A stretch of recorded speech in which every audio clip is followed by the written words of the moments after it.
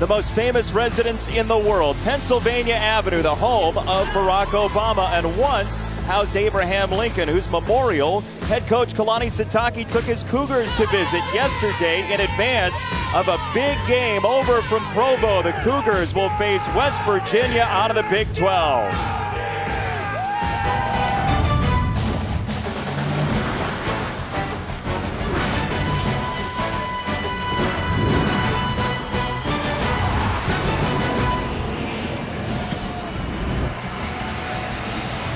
From just outside our nation's capital, it's the home of the NFL's Washington Redskins, FedEx Field, Landover, Maryland.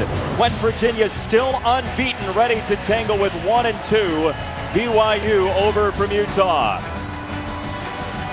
Thanks for joining us once again. Jason Benetti alongside Kelly Stauffer. Paul Carcaterra is down on the sideline. The Big 12's unbeatens are dropping like flies. There are only 2 remaining. West Virginia is one of them. Is the demise of the Big 12 a little bit premature? West Virginia has a tremendous opportunity. BYU's a good football team. They win this one, they have a lot of good things in store for them going forward. Questions from BYU all arise right now from the quarterback position. Taysom Hill, Tanner Mangum. Taysom Hill's had a fantastic career. He was thrust onto the national scene because of that game against Texas a couple of years ago. 259 yards, 3 touchdowns. But the injuries have really mounted. A knee a couple years ago, a leg in 2014, a foot in 2015. Tanner Mangum then comes in for the injured Taysom Hill and sets the world on fire. You can't forget about a guy who had 2 Hail Marys in one season, one against Nebraska, the other against Boise State. So really, as you talk about what BYU is doing quarterback-wise, how does head coach Kalani Sitake make the choice? I really think it's just simple. Taysom Hill is not the guy that he used to be at the quarterback position, but he is the guy that BYU needs right now. A very well-respected leader in the clubhouse. That's very important for a new staff, and his game experience allows him to retain this new system, and so that's why Taysom Hill is on the field currently. The players have to handle it, though, together, and that's the question we asked Paul Carcaterra downstairs. How are they doing that? Well, when you're Kalani Sitake, the way that you look at it is when you have one good quarterback backing up another good quarterback, you're going to have an issue. But don't tell backup quarterback Tanner Mangum there's an issue. The quarterback went to Twitter this week and he posted the following. This is a team game, he said. I'm 100% behind this team. No room for negativity. That's Mangum on the right and Hill on the left. Sitake told us last night he doesn't want his quarterback looking over his shoulder. The leash on Taysom Hill probably isn't as short as fans really think it is. Well, Kalani Sitake said, look, I don't want it to turn into a circus where we keep making the substitution. West Virginia, on the other hand, no subbing quarterbacks. Skylar Howard, what a tremendous guy. He's an undersized playmaker that has a massive chip on his shoulder, and he's off to a great start already. You can see what he's doing per game this season. He ended the season absolutely on fire. He started the season the same way. His playmaking ability is merging nicely with the short to intermediate pass game. This guy is a playmaker and a very good quarterback. He's the man that will be in the middle of the huddle all day for the Mountaineers from Morgantown, West Virginia, and possible future Big 12 member BYU coming up.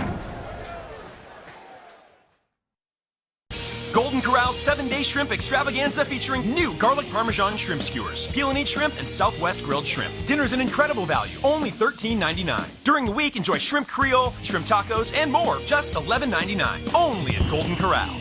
Some of the most iconic moments in American civil rights history have happened there across the Washington Mall and the Washington Monument as West Virginia and BYU get together. How'd they get here, though, is the question. West Virginia's from Morgantown, which is outside of Pittsburgh. It's not that long of a way, just a couple hours for WVU, but BYU has been on the road over and over again. They've traveled east quite a bit. This is a long trip for the Cougars from Provo, Utah. Overall, grand total of 2,000-plus miles. And so you give the offense a moment to breathe. BYU will defer. The West Virginia Mountaineers will have it first. As an offense that has helped the Mountaineers go to 2-0 so far. Wins over Missouri and against Youngstown State. Shelton Gibson from just outside his end zone, and he is swarmed under at the 11-yard line. Kick coverage from BYU starts strong. Sawyer Powell on the hit, and out comes Skylar Howard, the quarterback whose completion percentage is significantly up this year through 2 games. And I think what we're seeing, Jason, is a much better understanding of the short to intermediate pass game. And so you can see in those short to intermediate passes, he's up about 15%. He had an amazing bowl game last year, 532 yards through the air, 5 touchdowns. He has a 5-touchdown game already this year as West Virginia is off a bye week. And Russell Shell is the tailback, the Pitt transfer. Howard to throw on first down. It has a completion to Javon Durant, and he's going nowhere. Fred Warner with the stick, second down coming up. Well, West Virginia wants to play really fast today, and BYU defensively is very sound. They're very aggressive, but they're going to force this West Virginia offense to get through some clutter early.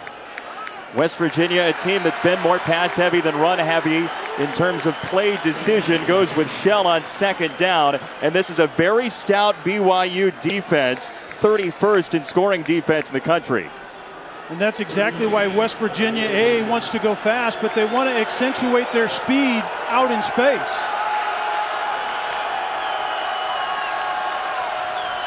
Third down, West Virginia, 40% on the year. This is a deep ball down the sideline, and it's Shelton Gibson bringing it in right around midfield. One of the big play threats in college football last year, goes for 35. The vertical threat is Gibson, and Shorts works inside, but this time it was 2 twin vertical routes outside. Durant had the other one. Team speed is a major factor for West Virginia in this game, as Karan White, the brother of Bears wide receiver Kevin White, has a catch of 8, and there's the pace for Dana Holgorsen in West Virginia. Yeah, they're already going fast, and the matchup is going to be, how does BYU hold up in the back end? It's a secondary that's been rather opportunistic this year when they can get their hands on the ball, but Jovan Durant has his second grab to move the sticks as the linebacker Fred Warner chopped him down. First down, West Virginia. And Jason, you said it, BYU is not who they want to be in the secondary yet. They want to be an aggressive man-to-man team on the back end, and they just simply don't have that personnel at this point in time. A lot of freshmen at the cornerback spot for BYU, though the Cougars have intercepted 6 passes this year. That's tied for 6th in the country. A huddle for West Virginia. Don't get used to it for Dana Holgorsen's team. On the ground, Shell, and one of the things Dana Holgorsen talked about with Russell Shell is sometimes he's a little bit more of a plotter than a decisive runner. He's caught going horizontal that time, second down. Yeah, and Shell is the guy that has to be kind of a one cut and downhill type of runner. Blitz shown. Another run for Shell, and he's dancing in the backfield to gain maybe a yard. It's third down and long as we take a look at the impact players, brought to you by Essilor Verilux. You can see Gibson we've already seen on the vertical route. Shorts is the guy who works between the hashes, and then Pa'u is the middle linebacker for BYU that had 19 tackles a week ago. He's a volume guy that has to be active today. A dangerous sophomore in the middle of that defense. Howard to throw on third down. He tucks it. Skylar Howard on the run. He's short of the line to gain. And West Virginia wants a flag as Francis Bernard came streaking in after a gain of 5. And decision time. Yeah, this is decision time, and Dana Holgorsen is not only going for it, he's going for it very quickly. BYU has not seen a team go for it on fourth down against the Cougars this year. West Virginia has not gone for it on fourth down this year. This is fourth down. Quick set. Howard to the outside. Has a completion. Karan White. First down, Mountaineers. Downstairs, Clark. Well, Jason, you saw that Skylar Howard was on the 32-yard line. Would have been a 42-yarder when we spoke to Dana Holgerson this week, that was the range of the kicker, Molina. So they're going to go in that range right there. Their regular kicker, Josh Lambert, suspended today. This is the third of a 3-game suspension. As West Virginia to the air again. Devontae Mathis, the 5th wide receiver, crashes down to the 11-yard line. Oh, a machine-like drive for West Virginia on the opening possession.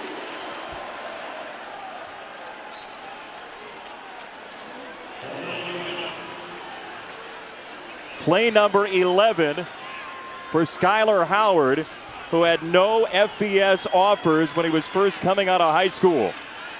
Quick throw, Shell out of the backfield, and Russell Shell hog-tied by Hadley inside the 10. Dana Holgerson's offense is really about leverage and account inside the box. They teach the quarterback to count the box, and they teach the quarterback, Jason, how to understand leverage. And sometimes it looks somewhat like a tennis match. It's to one side, back to the other side, but you have to sustain the football in order to go fast, and West Virginia's doing a great job on this opening drive. Skylar Howard, 6 for 6, 75 yards on this drive. On the roll, Howard the hit, down to the 2-yard line. As West Virginia continues to move the football, Kai Nakua with the stick. That was Elijah Wellman, the fullback, out in the flat. It was a run fake to one side, and then you boot Skylar Howard out to the left side, and he found the fullback out in the flat. But we also see Pa'u from his middle linebacker position just drops the hammer. Very physical defense, but can they hold up on this speed for West Virginia? There is a first down available. It's 3rd down and 1 from the 2. Howard flags and no play. No play. That is not a touchdown. Gary Jennings will have to wait on the celebration. Referee is Matt Austin.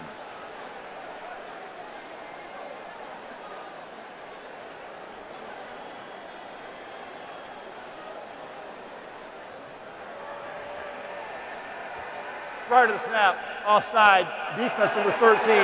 Penalties half the distance to the goal.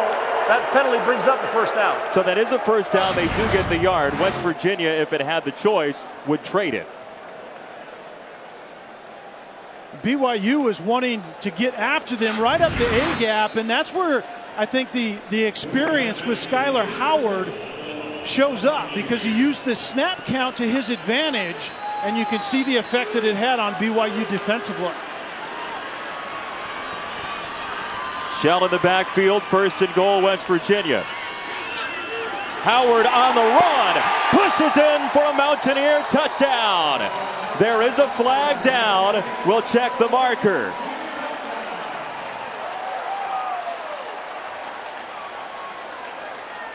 Howard was running toward the line, maybe at the snap. We'll find out.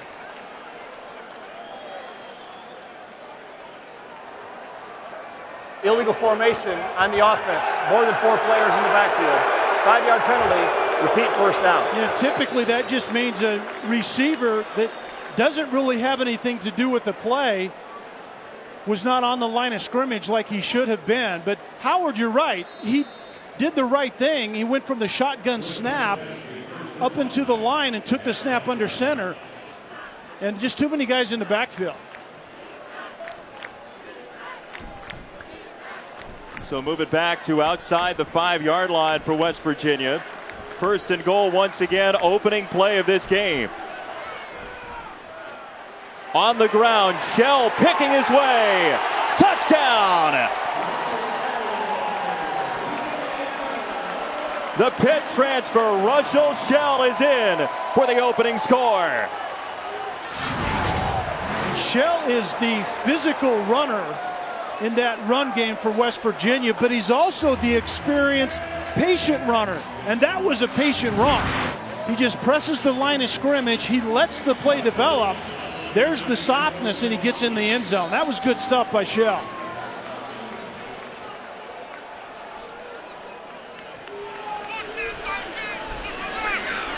Mike Molina for the extra point. And it is good. We told you Skylar Howard's completion percentage is way up this year. It can't go up from here, though. He's perfect on the drive. 4th down to move the sticks, and then Russell Shell takes it in. 2nd score of the year for Shell. West Virginia scores first.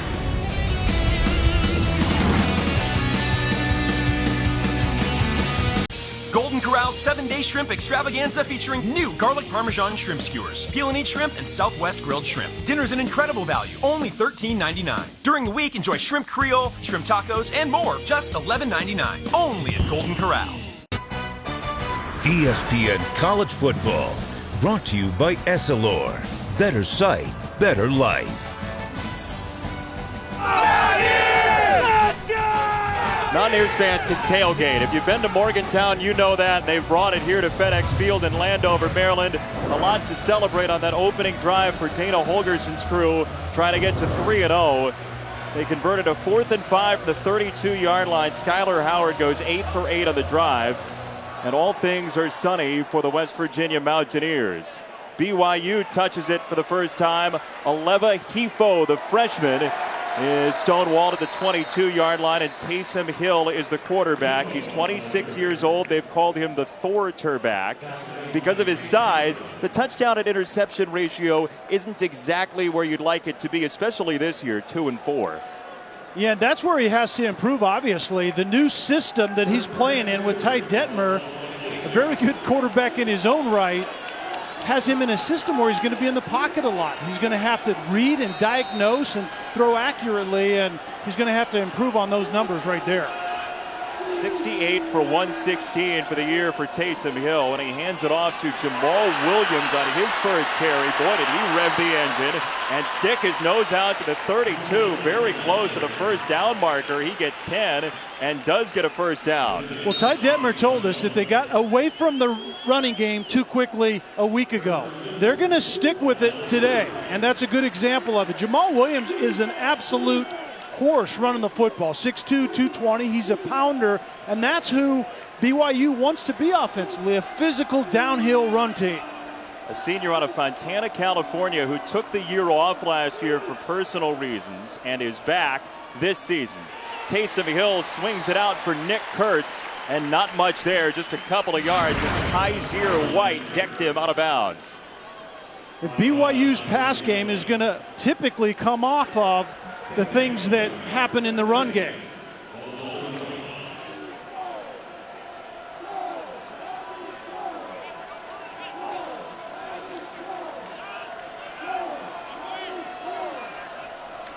Second down coming up. Williams to run it. And Jamal Williams goes through the car wash. It's 3rd down and short coming up. Darian Howard with the stop. You're talking about BYU passing off the run game. Yeah, I mean, if you're going to be a physical downhill run team, then you have to be a play-action pass team, and that means Taysom Hill a lot of times is going to be in the pocket. He's going to have to be precise, and he's going to have to be an anticipatory passer, and he hasn't showed that he can do that yet. He's picking up a towel right now that's been left in the middle of the field. BYU 40% on 3rd down this year. Hill under pressure, zings it over the middle for a first down. Aleva Hifo, the freshman, with his 3rd career catch. That's a good example, I think, of what West Virginia is going to demand of Taysom Hill today. Sometimes they're going to get after him. Sometimes they're just going to get in the rush lanes and not let him get loose with his feet. But ultimately, to move the chains against this defense, he's going to have to make throws like that. Well, Tony Gibson, the defensive coordinator for West Virginia, has to prepare at least for 2 quarterbacks, though Taysom Hill has taken the reps so far this year. Williams again. And boy, has he had some room. It's an embattled offensive line. Williams the run, and Adnan.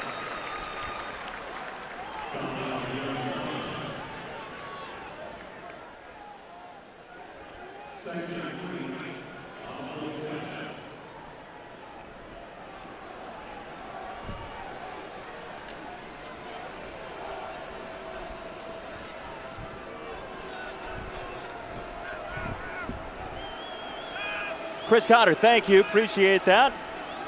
Second down for BYU. Jamal Williams has had a strong start to this game. And he continues on the ground. It is a first down for BYU. BYU is making a transition back to big offensive linemen. Ty Detmer runs a pro-style system with some West Coast influence because that's who molded Ty Detmer as a quarterback. And so BYU wants to be big up front. They want to get off those double teams onto the second level, and they want to really shorten the game. They want to limit the touches that West Virginia and Skylar Howard get on the other side of the ball. Williams is out. Squally Canada, the Washington State transfer, is in, and Hankies come at the feet of the BYU offensive line. False start. 59 offense. 5-yard penalty. Still first down. Thomas Schoaf, who's in at right tackle, jumps a little bit early, and these are the type of things. Now that was a pre-snap penalty on first down, and so now BYU has to prove offensively that they can overcome it. And we'll see if they do it on this drive. Talked about the offensive line struggling for BYU. Ului Lapuaho, the starting right tackle, normally did not make the trip. So Schoaf is on, playing that right side. Taysom Hill with a flag down, goes headlong toward the 40-yard line. Sean Walters was there to hit him, and we'll check the marker. Looks like it's on BYU.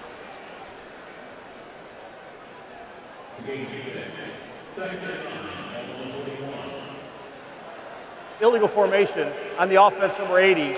More than 5 men in the backfield. 5-yard penalty. Repeat first down.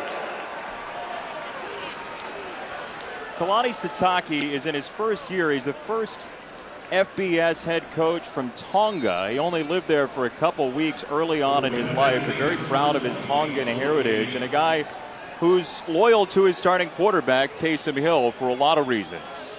Yeah, and he flat told us that he doesn't want his quarterback, whether it be Taysom or Tanner, to be looking over their shoulder. So give Hill time to play, and the moving parts around him have to play better. Timeout BYU. We'll step aside. West Virginia scored on its opening drive, 7-0 Mountaineers. Golden Corral's 7-day shrimp extravaganza featuring new garlic parmesan shrimp skewers, peel and eat shrimp, and Southwest grilled shrimp. Dinner's an incredible value, only $13.99. During the week, enjoy shrimp Creole, shrimp tacos, and more, just $11.99. Only at Golden Corral. Eastern Sunday NFL Insiders Sunday edition. All the injury news, fantasy updates, early breaking stories. Then at 11, the new Sunday NFL Countdown crew. Berman, Dilfer, Woodson, Hasselbeck, Moss, right up to kickoff. Both shows also streaming live on the ESPN app and Watch ESPN.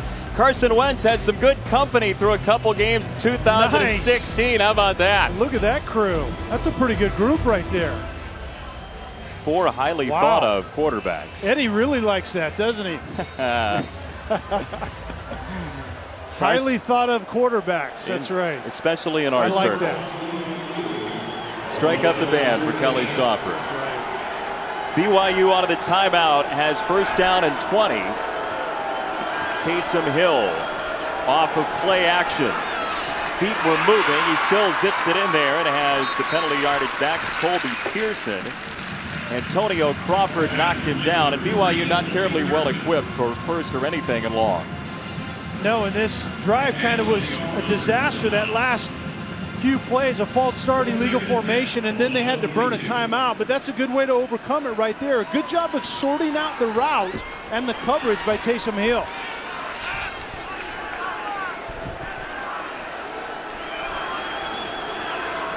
Jamal Williams back in, and Williams has a couple. We check in with Cart. Well, Kelly, you mentioned transforming the bodies of the BYU linemen. Kalani Sitake told us yesterday they sacrificed meeting time, practice time, anything they could do to get more time in the weight room. They squatted every single day in the summer, which is not normal these days. He wanted his linemen to put on weight, and they were successful doing so. Look at Austin Hoyt, for example. He's on the 2 deep as a right tackle. 295. Before the summer, 265. It's a team that believes that strength will get them there down the road. They will run it Williams into the secondary and battered inside the 30 by Tyler. First down, Chris Cotter, hello.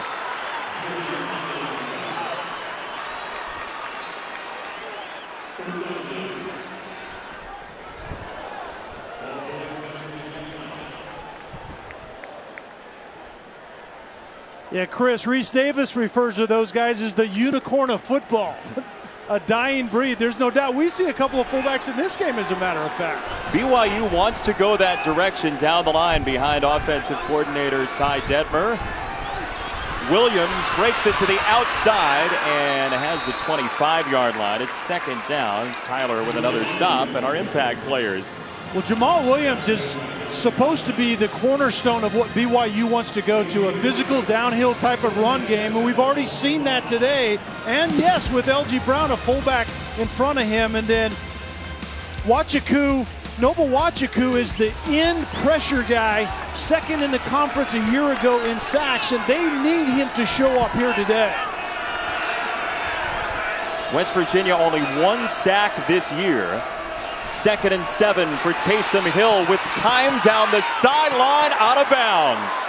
Pearson didn't have much room. Douglas was taking him to the paint. It's third down. Great protection. A very nice throw, but he just drifted him a little far out of bounds. Pearson had a step. Protection has been a problem for BYU, and so a nicely formed pocket is going to make Taysom Hill much more comfortable. And then he finds the right receiver and just throws the wrong ball. First 3rd and long today for BYU, which has converted on 3rd and 2 and 3rd and 4 so far. Just a couple of drives in, the first quarter nearly bled down. Hill with pressure coming over the middle. Mitchell Juergens diving. Touchdown.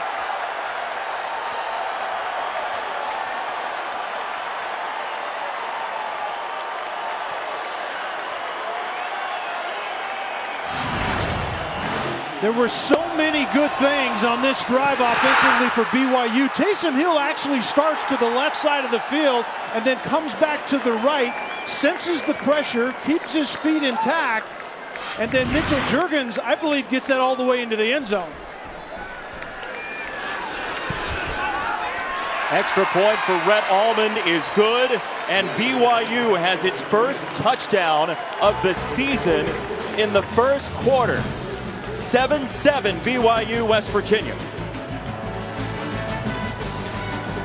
Golden Corral's 7-day shrimp extravaganza featuring new garlic parmesan shrimp skewers. Peel and eat shrimp and Southwest grilled shrimp. Dinner's an incredible value, only $13.99. During the week, enjoy shrimp Creole, shrimp tacos, and more, just $11.99. Only at Golden Corral. Tennessee lost 11 straight against Florida. We've seen already a couple streaks go down today. Maybe we'll see another one later on tonight. UCLA's lost 8 straight against Stanford in a dandy in the Pac-12. By the way, Ole Miss today, whoo, I mean, don't count them out either. The defense scores. Yeah, the offense played very well. Lost a couple of really, really tough ones to decent teams. Alabama may be the best team in the country, but Ole Miss is for real. Returnable kick again for Shelton Gibson of West Virginia, and he has no help on the outside. All white jerseys as flags come flying in.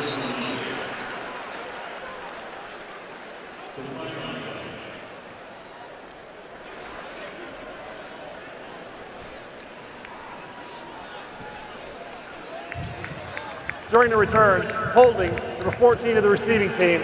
Half the distance to the goal for the spot of the foul. First down. Take a look at today's Performance Spotlight, brought to you by Dickies. Well, Taysom Hill does a great job of diagnosing the pressure. West Virginia's bringing 6. His head starts to the left, but he comes back to the right and finds Juergens on time, on target. That's the way you solve pressure, is accurate passing and diagnosing by throwing to the right guy. That was a terrific answer by a BYU offense, Jason, that has struggled mightily. The BYU coaches challenged Taysom Hill this week. They said, look, we want a little bit more. He was out to practice maybe 10-15 minutes earlier than normal, and we see a very strong drive for BYU, maybe the best first quarter drive for the Cougars this year. Justin Crawford has checked in as the tailback as Howard goes to the air and stays perfect. This is DeKeel Shorts, the inside man for the Mountaineers in the slot. Second down on the way. And this is a drive of adjustment for BYU defensively. They have to find something to disrupt the rhythm and timing of Skylar Howard in this offense. It's an offense that's built on rhythm. It's kind of like a rhythm shooter in basketball. You have to find a way to play some defense, block a shot, deny him the ball, whatever you have to do, and BYU has to get an answer on this drive. Is it in play calling or otherwise? I think it's both. Howard, loads of time, down the middle, even more room. Shelton Gibson across the 35, and a first down. It's a gain of 26 as Harvey Longy had to get all the way downfield in the D-line for the tackle. The lack of pressure right now by BYU is giving a quick receiving corps for West Virginia time to find the voids. Crawford, the speedster running back, finds a crease. Crawford off to the races and inside BYU territory. Dana Holgerson told us that they want number 25, Justin Crawford, to get more touches. He's a JUCO kid that's still trying to find his way into the system, but he brings the splashability to this offense. Howard off play action.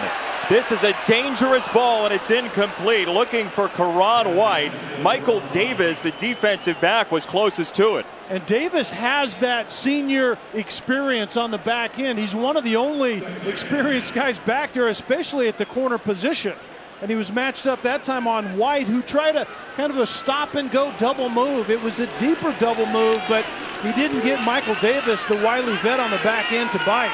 That's the first incompletion today for Skylar Howard. He's 10 for 11 for 107 in the first quarter. Out of the backfield, Crawford was in motion, and Crawford finds his way out of bounds at the 36-yard line. It's third and manageable for West Virginia. And Jason, if you remember what Dana Holgerson told us, he said Crawford's that guy where you don't have to block them all. And we've already seen that. He has some quickness to it. JUCO All-American coming over to West Virginia. Howard, quick hit again to the outside for a first down. Javon Durant, the sophomore wide receiver, moves the chains. Right now, West Virginia is trying to get BYU to tighten coverage so they can go over the top. BYU right now is staying in their shell coverage on the back end. Two high safeties. Moving down to a minute to go, first quarter. Down the middle, intercepted. BYU with yet another pick. It's Butch Paul all the way to the 40-yard line. The Cougars intercept their 7th of the year. A 20-yard return. Don't come late across the middle, and that's what Skylar Howard did. He had Crawford on a swing out to the left side. He looked at him and then went late to Durant over the middle. You can't do that, and Pau made him pay. Pau is the middle linebacker, simply reading the eyes of the quarterback. You come late in there, and it's going to go to the other team a lot of times. Butch Pau, who they moved Harvey Longy to defensive line for. Pau, the sophomore, was so good, they took one of their best defensive players and changed his position. Now, Taysom Hill back to the controls for BYU. Jamal Williams, the running back, has had a stellar quarter, and he caps it here. Williams to the 20-yard line, and inside the 10. Crawford danced out of bounds with him. First and goal, BYU. An offensive line that was challenged this week as well in a zone scheme up front. You can see the offensive line getting to that second level, covering linebackers up, and then Williams doesn't need a lot of room. He's a pounder, but his speed is vastly underrated, and you could see it on that play. You know where he got it from. His mother was a sprinter at UCLA. Jamal Williams sets up a first down and goal for BYU. He's over 100 yards already and will lose one there. Kaiser White clipped him, second and goal.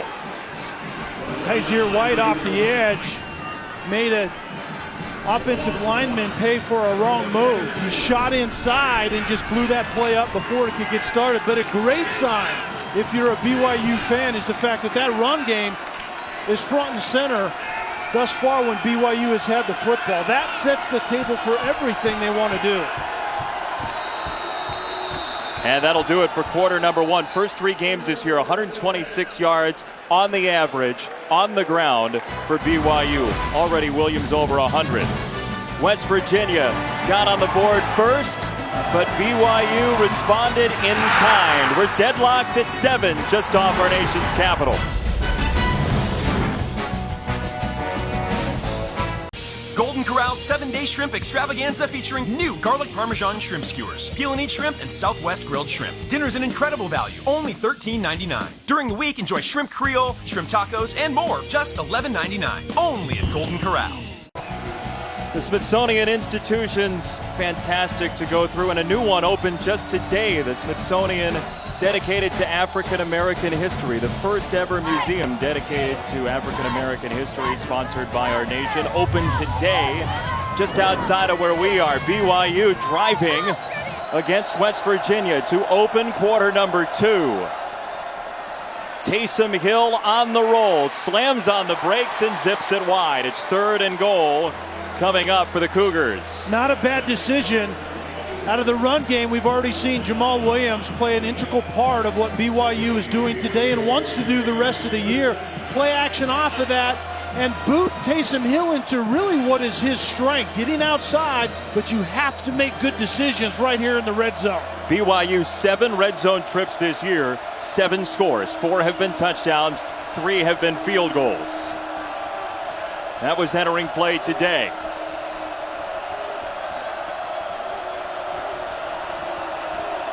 Taysom Hill, 3rd and goal. Hill on the scramble, giving ground. Hill just outside of the goal line as a flag has come in. Ball marked at the 1, and we'll check the hanky. It's Colby Pearson down to the 1-yard line. I think Pearson might have gone out of bounds and came back in and was the first one to touch that football. There's an official without a hat. That's a signal of that. The official will throw the hat when an eligible receiver goes out of bounds. If he's contacted and goes out, he could come back in and catch it. But if he's not, then it's illegal touching of the football. And that may be what we see here. How about Taysom Hill, the extra official? Yeah, no part kidding. of the conversation. It's amazing that they're letting him in that conversation. We have 2 fouls on the play, holding on the defense.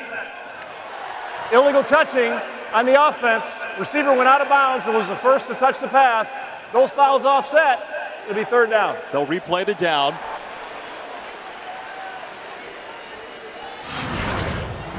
That's a win for BYU as far as I'm concerned. Taysom throws it into a tight place, but he gets forced out of bounds. Pearson does.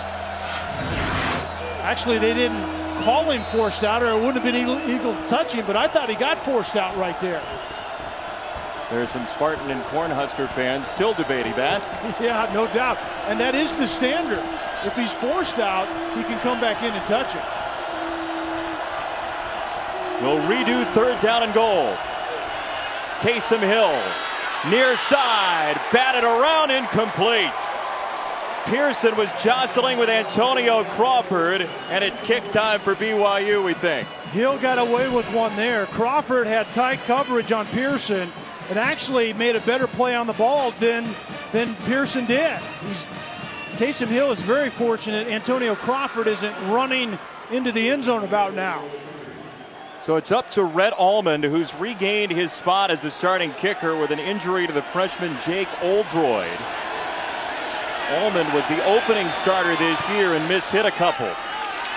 This one is good, and BYU has taken its first lead today, a long way from home in Provo.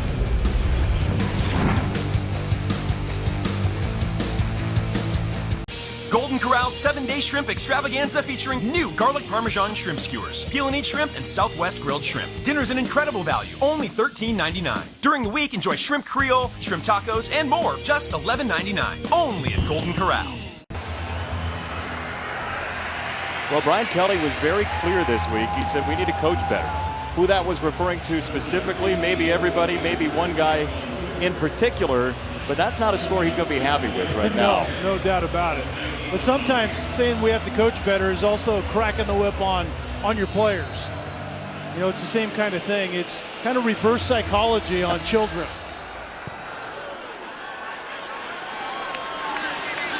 This one into the end zone. Gibson takes it out. And Shelton Gibson stonewalled short of the 15-yard line. And BYU with some wonderful coverage. Time to look at our Pacific Life game summaries so far, and the offenses have owned the day. Yeah, two offenses that got off to great starts because two quarterbacks got off to great starts, and the running game for BYU is front and center. And we talked about how hot Skyler Howard is this season, and he continues it today, but that one bad decision with the pick that he threw to Butch Pau is the difference in this game right now. Again, the completion percentage for Skyler Howard coming into today above 62%, whereas it was 54% and below for his career entering this season. He's got Crawford next to him and out in motion on first down. There's the running ability for the former high school running back, Skyler Howard. He played quarterback, then went to Stephen F. Austin. After his high school days, was a preferred walk-on at Stephen F. Austin. They moved him all over the place, fullback, running back, wide receiver. And then he ended up here at West Virginia after one more stop. Quick hit to the outside. Jovan Durant's been busy today, and that goes for some yards after the catch and a first down. And BYU defensively is kind of taking an old school approach to stopping a spread hurry up team, kind of a shell coverage. They call it quarters on the back end. And the thought is, Jason, that you keep everything in front of you and you force a hurry up team to drive the football to get points. You don't give up that big play. This was actually the defense's first response to the hurry up, was to play quarters coverage, and we're seeing it right now. Howard on first down, fading away, throws the quick screen. Crawford across the 30, and Crawford out of bounds just short of the 40-yard line. Carton. Skyler Howard, you mentioned, Jason, 0 Division I offers, 0 Division II. Had to go to JUCO before he went to West Virginia. He told me this week when I spoke to him, West Virginia was a no-brainer. They're in the Big 12. He gets to play every team, especially those Texas ones that overlooked him and didn't even give him a sniff. Nice. Yeah, he plays with a ginormous chip on his shoulder. And he's a little guy. The people, he says, came up to him and said, look, you're too small. He hasn't been. Neither is Crawford. Into BYU territory and a first down. Nakua knocked him out of bounds. Can you imagine that? Somebody actually saying to you, you're too small to play the position. In this game, yes. I can imagine that. They're very particular, but you have to prove them wrong as we see Crawford running the football once again. Pitch out Howard, asking his receivers to do a lot after the catch, and they have. Jovan Durant this time, right near the 35. Francis Bernard, the linebacker, got the touch on him after a gain of 9, the 6th grab for Durant. Well, Dana Holgorsen hopes that Jovan Durant is that 4th receiver emerging from the pack. They have 3 really good ones in Gibson, Shorts, and White. And if you get a 4th out there, it makes the spread much more efficient. See if they take a shot here on 2nd and 1. Instead, it's the jet sweep to Keel Shorts. And he's got the first down. Move the sticks again. West Virginia's opening drive looked a lot like this one. Yeah, very precision-like, but that's where we see the run game that Dana Holgorsen has settled into. It's the air raid pass game, but it's formationing and a lot of times 2 backs in the run game. Russell Shell, the bruiser of the 2 tailbacks, is stacked up. Dana Holgorsen says, look, don't call us high octane, don't call us air raid, even though that's kind of the tree we're on. He does like to dedicate to the run game, and said at points in his tenure, they've almost been too obsessed with the run.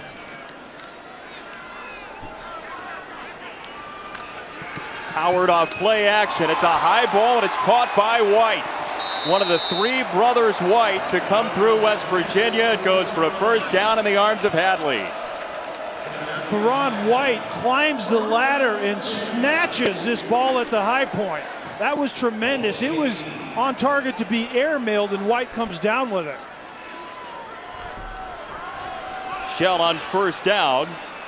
running behind Wellman for a couple yards. You know, Jason, it's really a misnomer about the spread teams.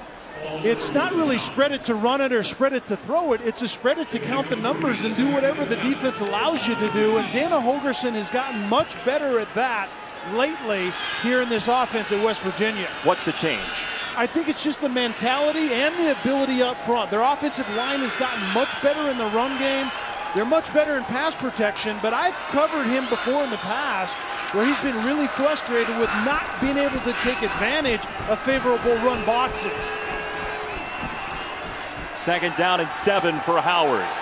Still yet to be sacked this year. He throws it up and incomplete, out of bounds, looking for shorts in bracket coverage. 3rd down. And Howard simply missed White on a skinny post over the middle. White had beat Michael Davis to the post, and for some reason, Howard was looking to the left to begin with. It was a middle open look, and the quarterback, Skylar White, missed Karan Howard.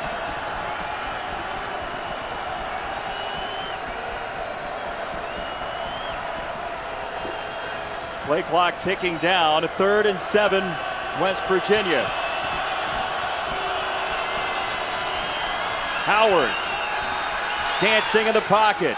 Gets it out for Shell. He changes direction. Shell inside the 5. What a run by Russell Shell. 1st and goal, West Virginia. Tony Dorsett's nephew gets him inside the 5. Really good pass protection led to this because there was so much time that Skylar Howard could go from the left where he had one receiver, ended up going to his trip side, and then finally finding his running back Shell outside, and Butch Pa'u lost contain on Shell. Right back there, Shell puts his head down and in. Touchdown, West Virginia.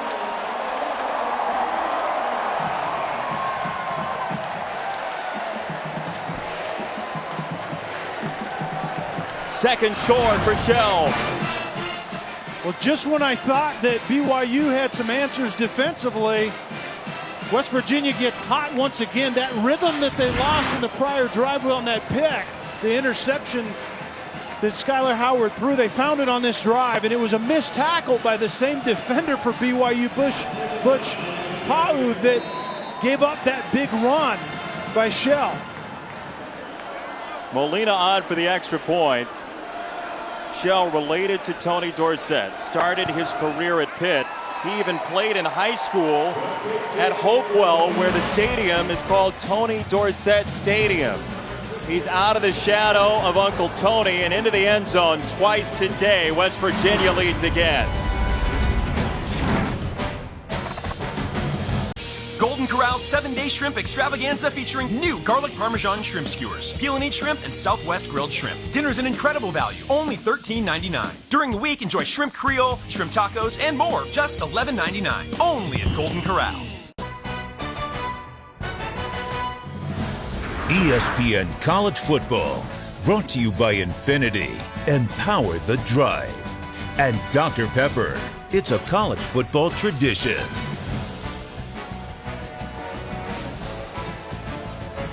That first picture was teenage heartthrob Ty Detmer. He's also the Heisman Trophy winner from 1990. 41 touchdowns this year, nearly 5,200 yards. Now he's the offensive coordinator for BYU, and an offense that has a quarterback that feels a little bit maybe like a square peg in a round hole.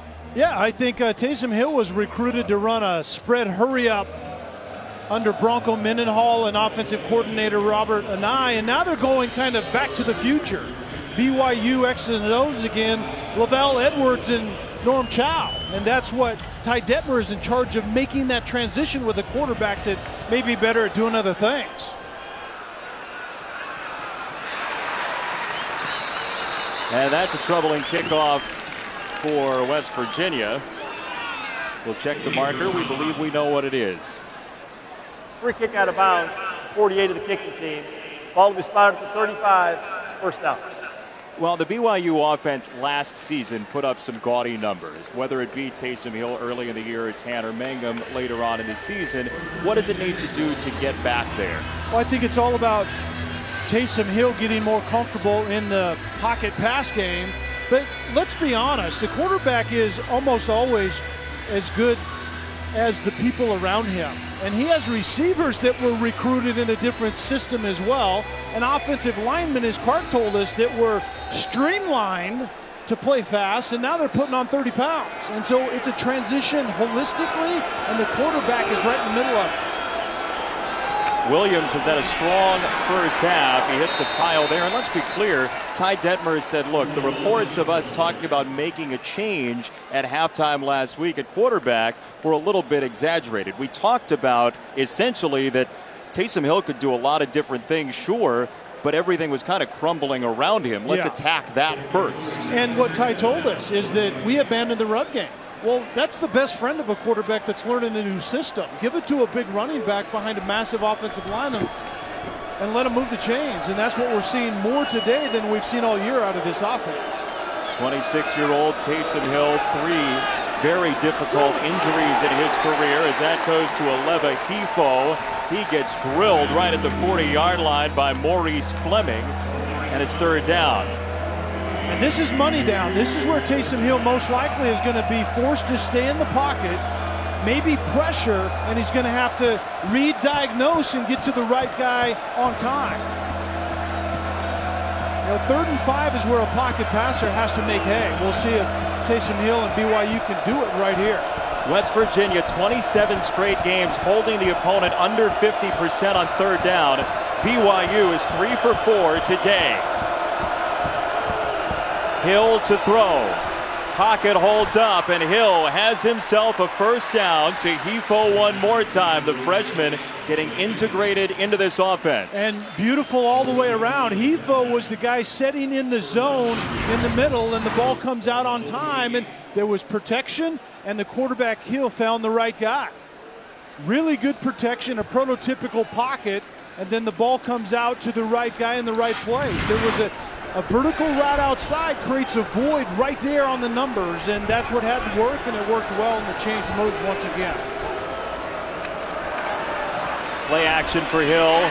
Quick hitter on a drag route. It's Nick Kurtz for not much. Taysom Hill has been through so much. Mentioned he is 26 years old. He's 11th active in total offense in FBS football, but the injuries piled up. I mean, you look, a broken leg to end the season 2014, the LCL. Those two in 2012 and 2014, he was hit by the same safety for Utah State. The career is over for most players with just one of those things. Yeah. And he's fought through 3 of them. To me, Taysom Hill is what college football is about. Why would that guy want to play a 6th year? Because he loves the game and wants to play for a university that he believes in. I love that stuff. He had a choice to transfer. That was available for him, and a whistle before this snap. Before the snap, false start, 76 offense. 5-yard penalty, still 2nd down. Let's check in with Chris.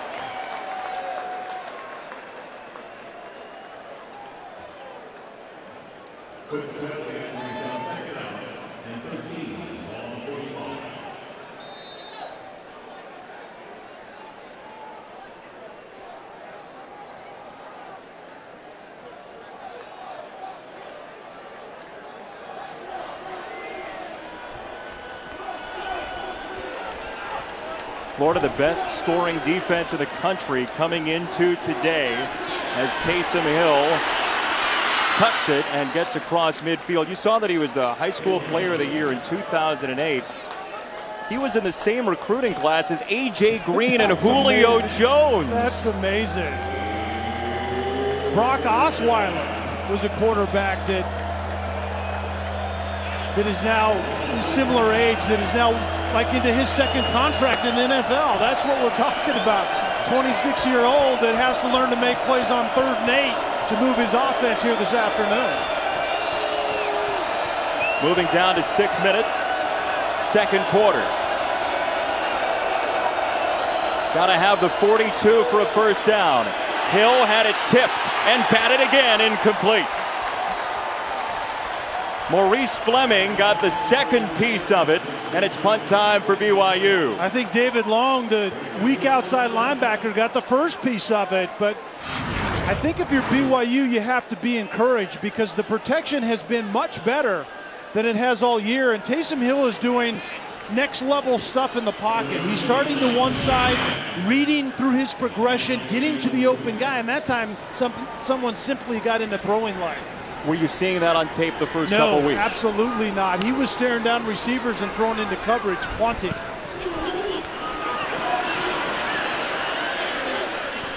High kick that checks back to the 21 for Johnny Linehan.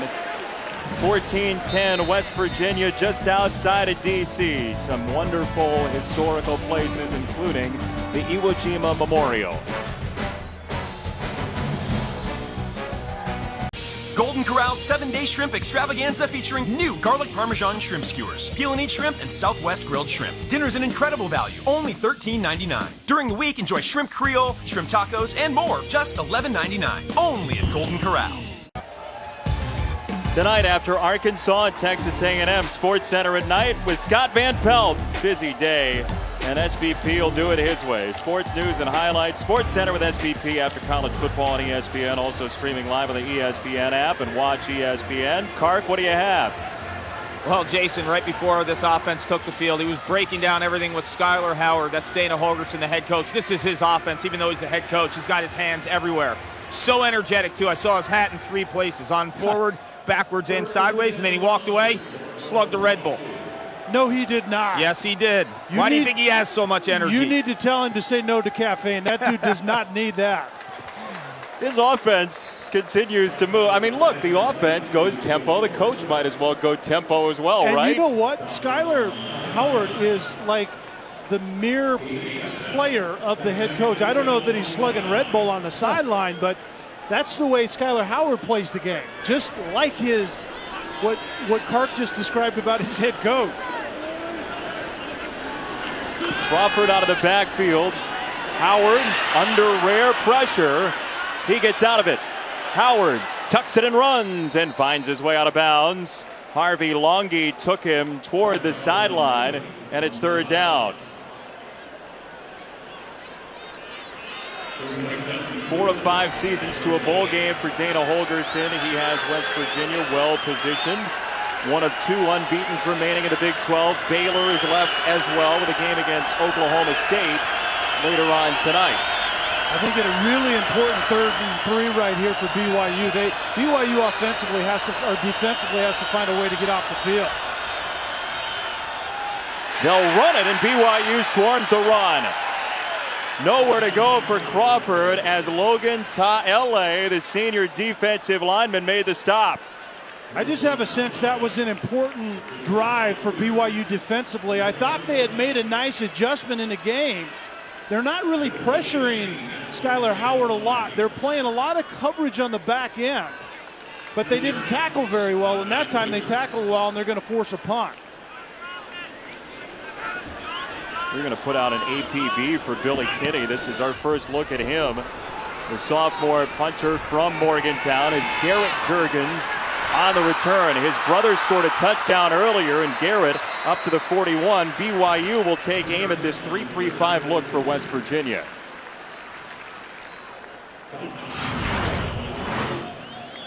Yeah, West Virginia runs a 3-3-5, which is much better for what they play in conference. 3 down, 3 linebackers, 5 guys in the secondary. Essentially, they're always playing in their nickel, and sometimes that doesn't hold up that well against the run, and we've seen it multiple times today where Jamal Williams has made him pay for that. But on the defensive side in pass coverage, that's where it pays off. In conference, it's beautiful, but they have to hold up to what's turning out to be a pretty physical run game for BYU here early in this one. One that didn't really show itself on film the first couple weeks of the year for the Cougars. Taysom Hill over the middle, quick hitter, just short of the 50-yard line. Jamal Williams out of the backfield, a young man who missed the entire season last year for personal reasons and has played well in his return. And Jamal Williams, Jason, is a running back that, and a lot of the good ones work this way, they need touches to get a feel for the game. And that's what Ty Detmer said about last week, is he felt they abandoned the run game a little early, and Williams never did really feel it.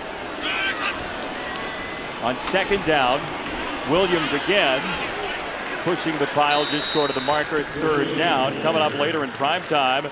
3-0 SEC West teams go toe-to-toe at Jerry World. Number 17 Arkansas, number 10 Texas A&M, streaming live on the ESPN app and watch ESPN. Brett Bielema trying to get 4-0 for the first time at Arkansas. I remember last year they had that early loss to Toledo. Yeah, crazy one. They haven't been very good starters of the season, so if they're starting better and can finish like they have finished, the Hogs may be in heaven.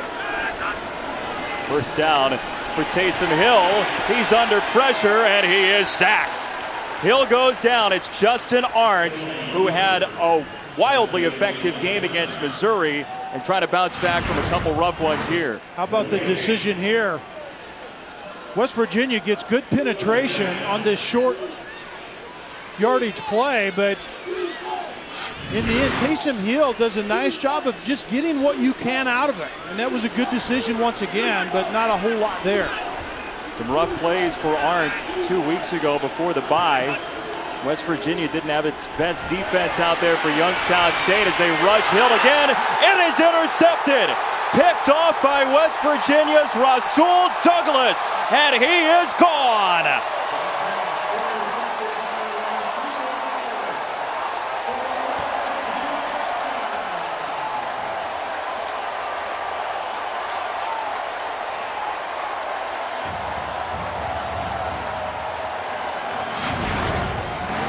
Jason, we've been talking about Taysom Hill making such good decisions today, but he's going to end up sliding up in the pocket and throwing lazy and out wide, and those things typically don't work very well. And Rasul Douglas makes him pay, but that was not a good decision when you're moving up. And if you throw it to the sideline, you need to make sure that there's no traffic, and Taysom Hill pays for a bad decision right there. Second career interception for Rasul Douglas, and the extra point is good. West Virginia flips it on BYU with a pick six for the Mountaineers, 21-10. Golden Corral's 7-day shrimp extravaganza featuring new garlic parmesan shrimp skewers, peel and eat shrimp, and Southwest grilled shrimp. Dinner's an incredible value, only $13.99. During the week, enjoy shrimp Creole, shrimp tacos, and more, just $11.99. Only at Golden Corral.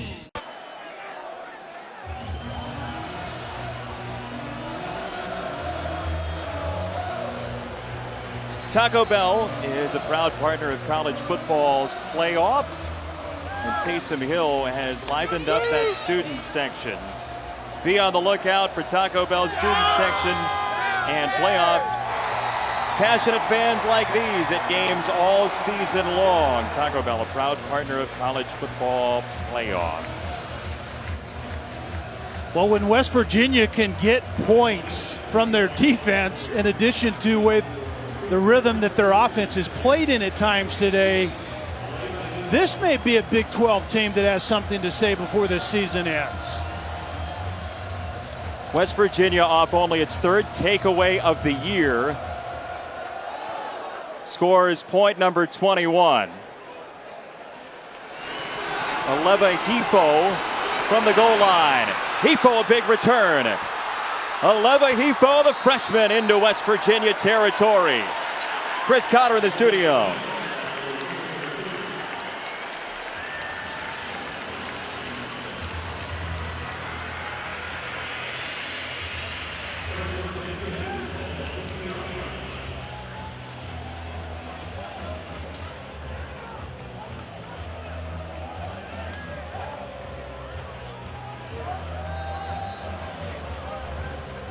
Kark, what records did you set that Cotter's talking about? See, he didn't set any records. Yeah, he just apparently totally ignored your question, right? Well, you can't say any records if you didn't set any records. He knew it was a trick question. That was a good no answer right there on his part. Taysom Hill spearheads the offense. Jamal Williams goes spinning inside the 40-yard line. It's a first down for BYU, and a strong response off the longest kickoff return of the year for the Cougars. And if Ty Detmer is true to what he learned last week, he's going to stick with the run game. Obviously, this is the first half, and that's the run game is who they want to be. So Jamal Williams has had some look. It's the one egregious mistake by Taysom Hill that has really changed the momentum in his game. Williams again just short of the 30-yard line. How about that pick six, Kel? Well, it was really the first bad decision I've seen out of Taysom Hill. He does a great job of sliding up in the pocket away from pressure. But what you can't do is decide in the spur of the moment to not only throw it wide, but throw it lazily out in the flat. And Rasul Douglas makes him pay. That was not the thing to do right there for your football team. Quick set, Juergens on the catch. Mitchell Juergens, who caught the touchdown earlier, has a first down just outside of the 25-yard line. But the game of football is a game of answers, Jason. We know that, and BYU needs to answer right here. We got the football back, and Taysom Hill has to get over that pick six he threw and go down and get points for his team right here. And a whistle. Timeout, West Virginia. Under a minute to go, second quarter, Timeout, West Virginia with a The first time out of the 21-10 half. lead, BYU driving.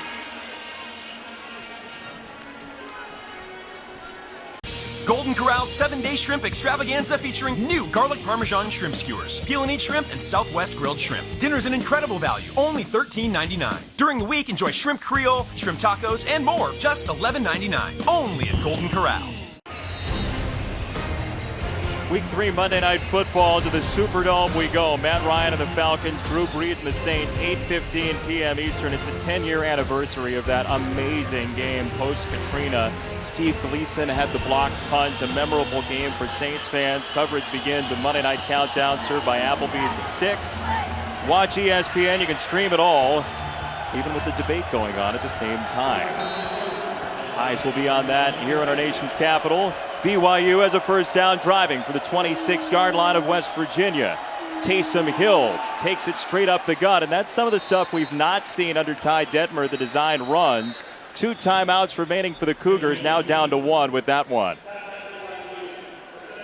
Yeah, good use of the timeout. They had 2 of them, and the rule of thumb is when you get under a minute, burn one of them, and that's what BYU did. But the ability that Taysom Hill has to run the football, Jason, allows them to essentially present a 2-back running game, even though they have 4 wideouts in the game. And that's what Ty Detmer has to learn to use. Ty couldn't do those things himself, so he has to learn to do it with a quarterback like Hill that can.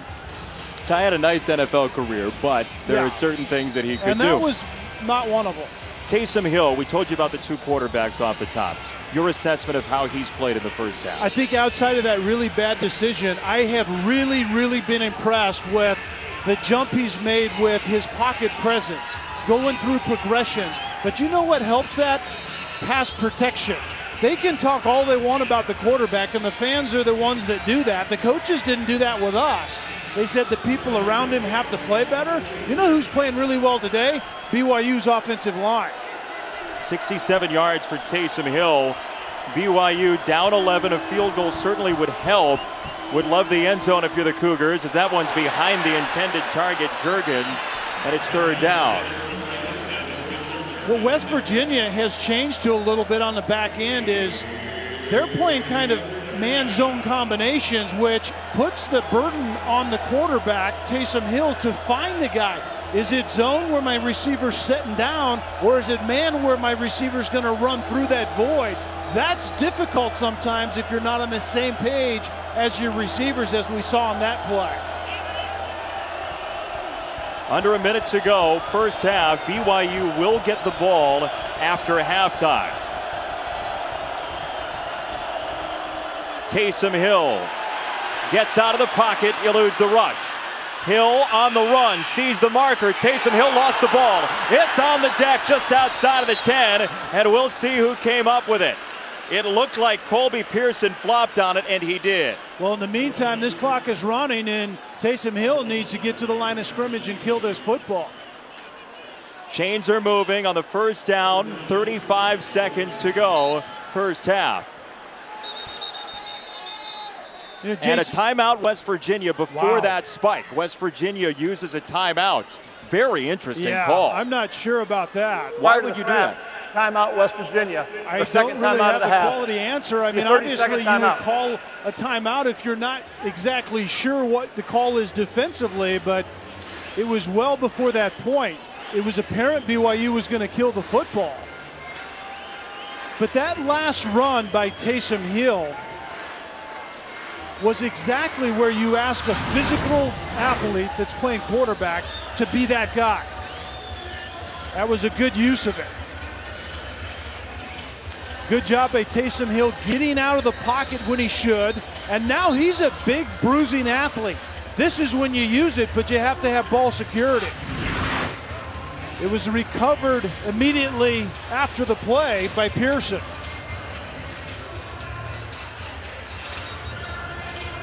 Kark, what do you have? Well, Jason, I'm down here right next to Dana Holgerson. He called that timeout prior to the spike. He was running up and down and waving down the official.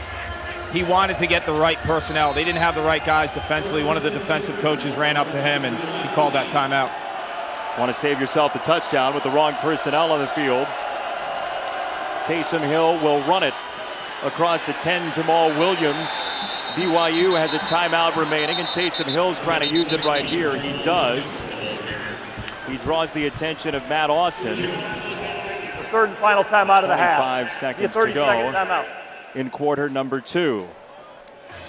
Coming up tonight on ABC. Correction. A Pac-12 showdown. It's a full timeout, thank you. Heisman frontrunner Christian McCaffrey, number 7 Stanford against 2-1 UCLA, which just beat BYU in a close one last week. Streaming live on the ESPN app and watch ESPN. David Shaw has done a magnificent job with Stanford. Yeah, he took over for Harbaugh and hasn't skipped a beat.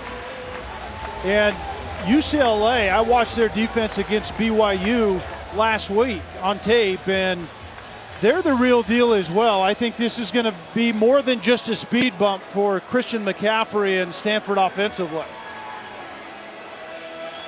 If you're BYU, what's your play selection here? That run was a little curious, don't you think? I was going to say the same thing. I don't agree with the play. Obviously, you think you can catch them off guard because you've been running it successfully, but the result is you have to burn your last time out if it doesn't work, and that's what they did. So now what I think they're forced to do is probably get Taysom Hill on the move a little bit. Change the launch point, as it's called, get him outside the pocket, split the field in half, and let your sixth-year guy make a quality decision in the red zone.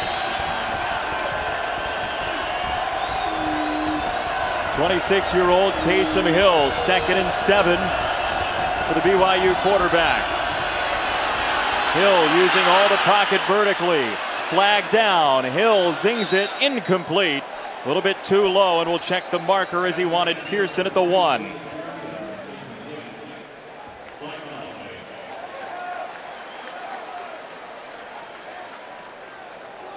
This is going to be marked off a hold on BYU as Taysom Hill got outside the pocket. Holding, offense 79, 10-yard penalty, repeat second down. It's the Southern Utah transfer Andrew Eide, who started 10 games last year for Southern Utah, and now back to the 20 for a kicking game that's a little bit hazy for BYU. That's a good way to put it. On its first kicker for the second time. Yeah, the first kicker comes back. I don't know whether that's a good thing or not. Those guys tend to play in their heads a lot. 2nd and 17, under 20 seconds first half. Taysom Hill to the sideline, room to roam for Juergens, and Mitchell Juergens inside the 10. Got to get to the line and spike this thing. Clock ticking down for Hill in the offense.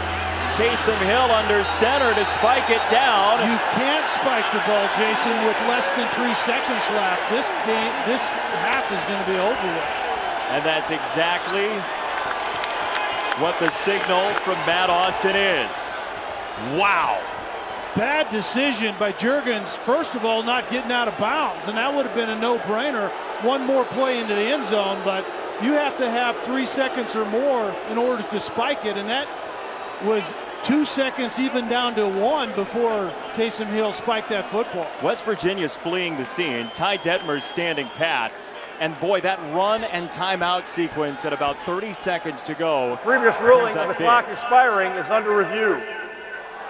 So this will be under review. Yeah, and it is certainly reviewable, a clock situation, but I was watching the game clock and I was watching Taysom Hill. And there was 2, even down to 1 second. This is a bad decision, first of all, by Mitchell Juergens not getting out of bounds. It takes roughly 7 seconds to get the ball spiked, but you can't do it with less than 3. Time might have expired altogether, even if we're playing by the old rules. At the very best, taking the facts most in BYU's favor, there's a second on the clock when he snapped the ball. That's most favorably to BYU, and that's not enough time. No. And you're right, the clock management on that particular sequence was dreadful by BYU. I mean, he started with a run play to Jamal Williams, right? And then Juergens can get out of bounds with, what, 10 to 12 seconds right there? At any time during that run, he could get out of bounds. I mean, any time. You immediately get your foot to the sideline, and as soon as anyone's close and you can't go forward anymore, you simply step out of bounds. Well, he's a 3-year high school baseball player, Mitchell Juergens, baseball being the timeless game. Will you tell me he had a baseball flashback, or I don't get that at all. And that's one of those circumstances. After review, when the ball hit the ground, there was 1 second remaining on the clock. Please reset the game clock to 1 second. Clock will start on the snap. Wow. Dana Holgerson says, I got a question.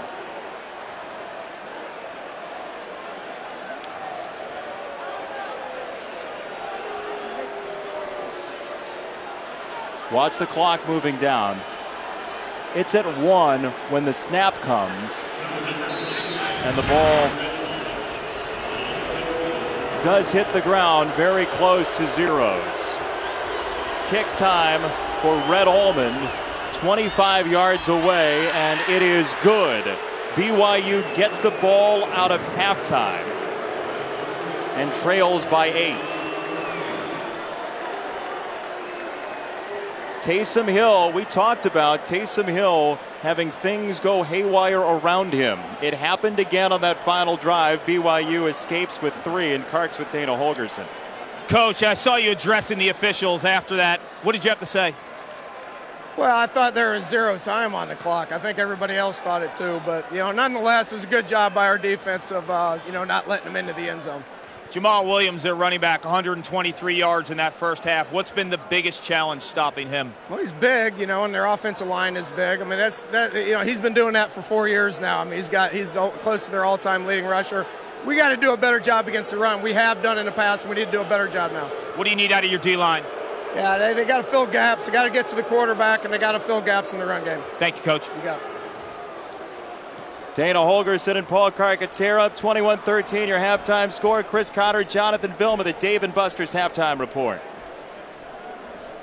In the shadow of Capitol Hill, Landover, Maryland is our site, where West Virginia leads 21-13 at the half. And BYU's last 3 points were in question. Final play of the first half was a field goal. The second to last play was a pass to Juergens from Hill. And so, Juergens has some difficulty getting out of bounds. 12 seconds on the clock. He decides to go back inbounds. The clock continues to run and move, and all the way down to 1 second, leading to a spike for BYU. We had some discussion in the booth over whether or not that was a legal play.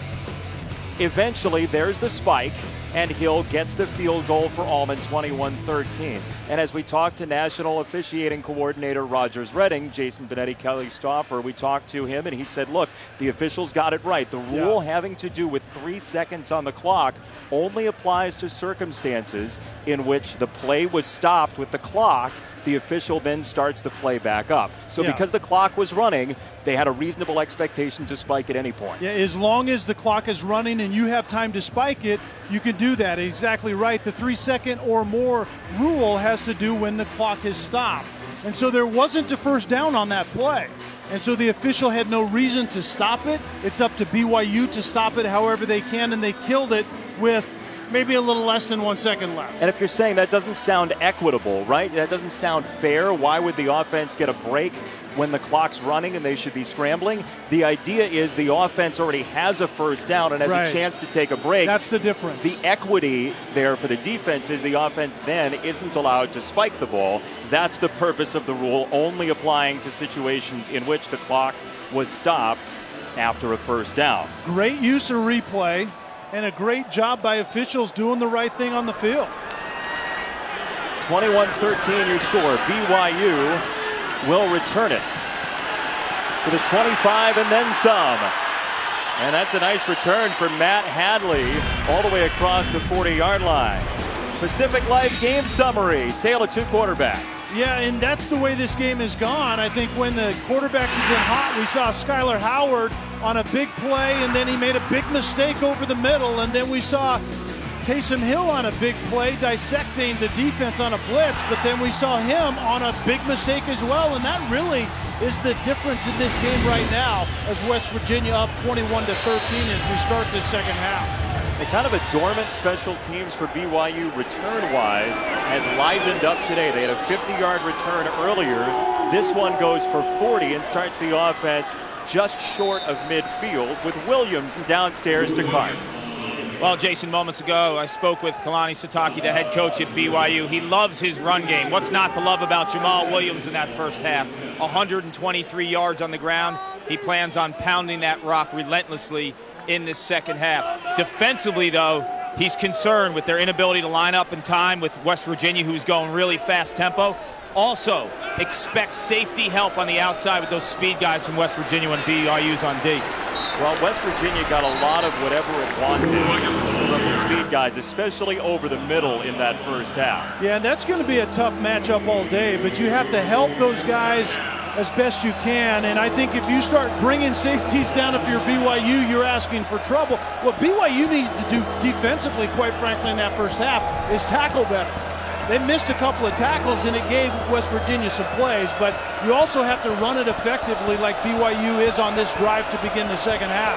Over 2,000 miles from home in Provo, Utah to Landover, Maryland. Third down and 3 for Taysom Hill, who throws a low ball and makes contact with Juergens. Mitchell Juergens, who did not get out of bounds on that second to last play in half number 1, gets a first down here. BYU will live with this type of offense the rest of the season. 2 quality runs to get in third and manageable, and then really you can run it for a first, or you can throw it like Taysom Hill just did to Juergens to convert and move the chains. It's called a mix down, and you want to be in a mix down, pass or run on third down to convert. A couple of long drives in the first half for BYU. Taysom Hill steps up and has a lot of green. Hill on the run across the 35 and a first down for Taysom Hill, wrapped up by Arndt. It's a gain of 12, and that's what Taysom Hill brings you. A raw skill set pocket passer needs to learn to use his legs when he needs them, and this is a great time to run the football. You don't want Taysom Hill getting out prematurely. You want him getting out on time, and that's a good look at it.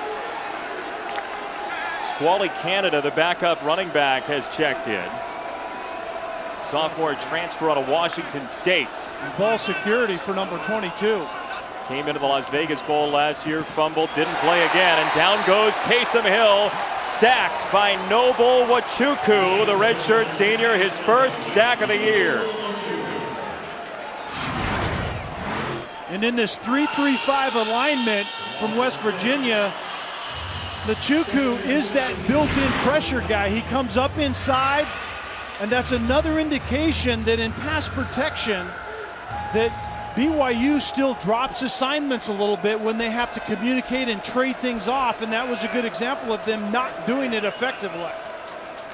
Squally Canada remains in, and the transfer gets a couple yards into Nwachukwu again. Squally Canada, whose name is actually Bryant, but his father called him Boo Squally because he used to stare at a tree that wavered back and forth in their backyard.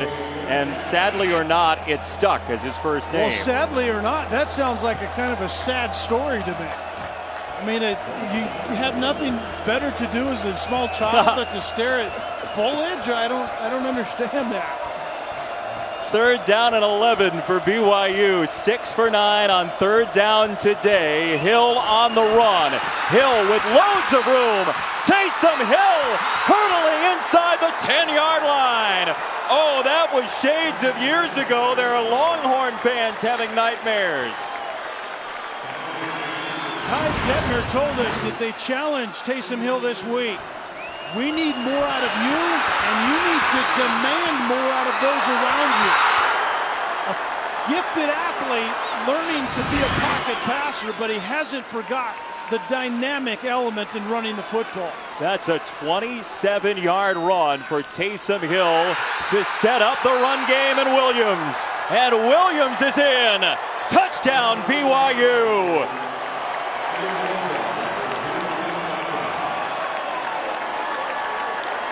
Is it too early to go for 2 for a coach who went for 2 to try to get a win late a couple of weeks ago against Utah? I would say yes, but I can see Taysom Hill coming back onto the field already.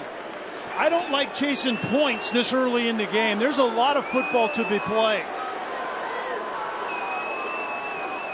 What a run by Williams. What a run by Taysom Hill to set up Williams.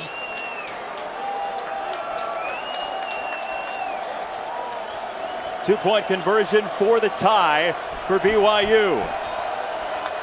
Typically, you would see Hill sprint out into the side to the right that he has 3 wide receivers. Hill to throw. End zone. It is tipped around. And Kurtz and Douglas fighting for it. It's incomplete. Well, the attempt was pretty straightforward. Kurtz is at 6'6", 215 pounds. And then Douglas is a 6'2" corner. But, Jason, throw the ball up to your 6'6" guy and let him go make a play. This guy can do it. Taysom Hill at 26 brings his team to the end zone, but Nick Kurtz couldn't haul in 2, so BYU's trailing by a pair.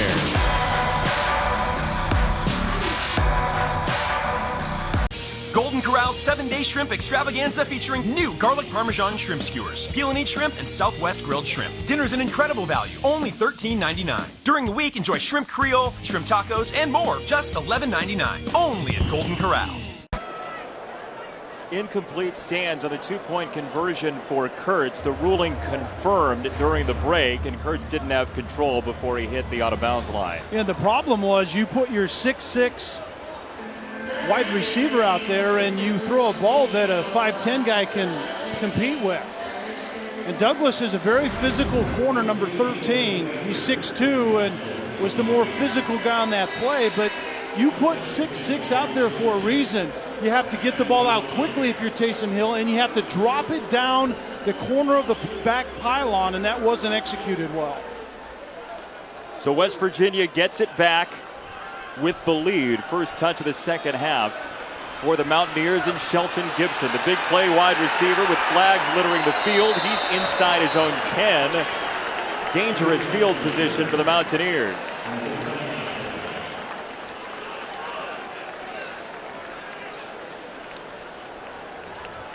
During the return, illegal block in the back, number 18 to the receiving team. Half the distance to the goal, first down. Not much distance, but enough. A couple of yards against West Virginia. Later in prime time, 3-0 SEC West teams in Arlington. Arkansas at number 17. Texas A&M is number 10, and you can watch it streaming live on the ESPN app. And watch ESPN. Kevin Sumlin's teams getting used to starting strong and fading. That would be a large win for the Aggies today. My former offensive coordinator, quarterback coach Noel Mazzoni is doing a great job of transitioning that group to more production offensively. Brought some stability to that side of the ball at A&M. Skyler Howard had a magnificent first half with one blip on the radar, and the run game breaks free across the 10. Russell Shell with a strong run just short of the 15-yard line, tackled by Logan Ta'ele. West Virginia, we talked about in the first half, wants to go fast, but you have to put some quality plays together before you can do that.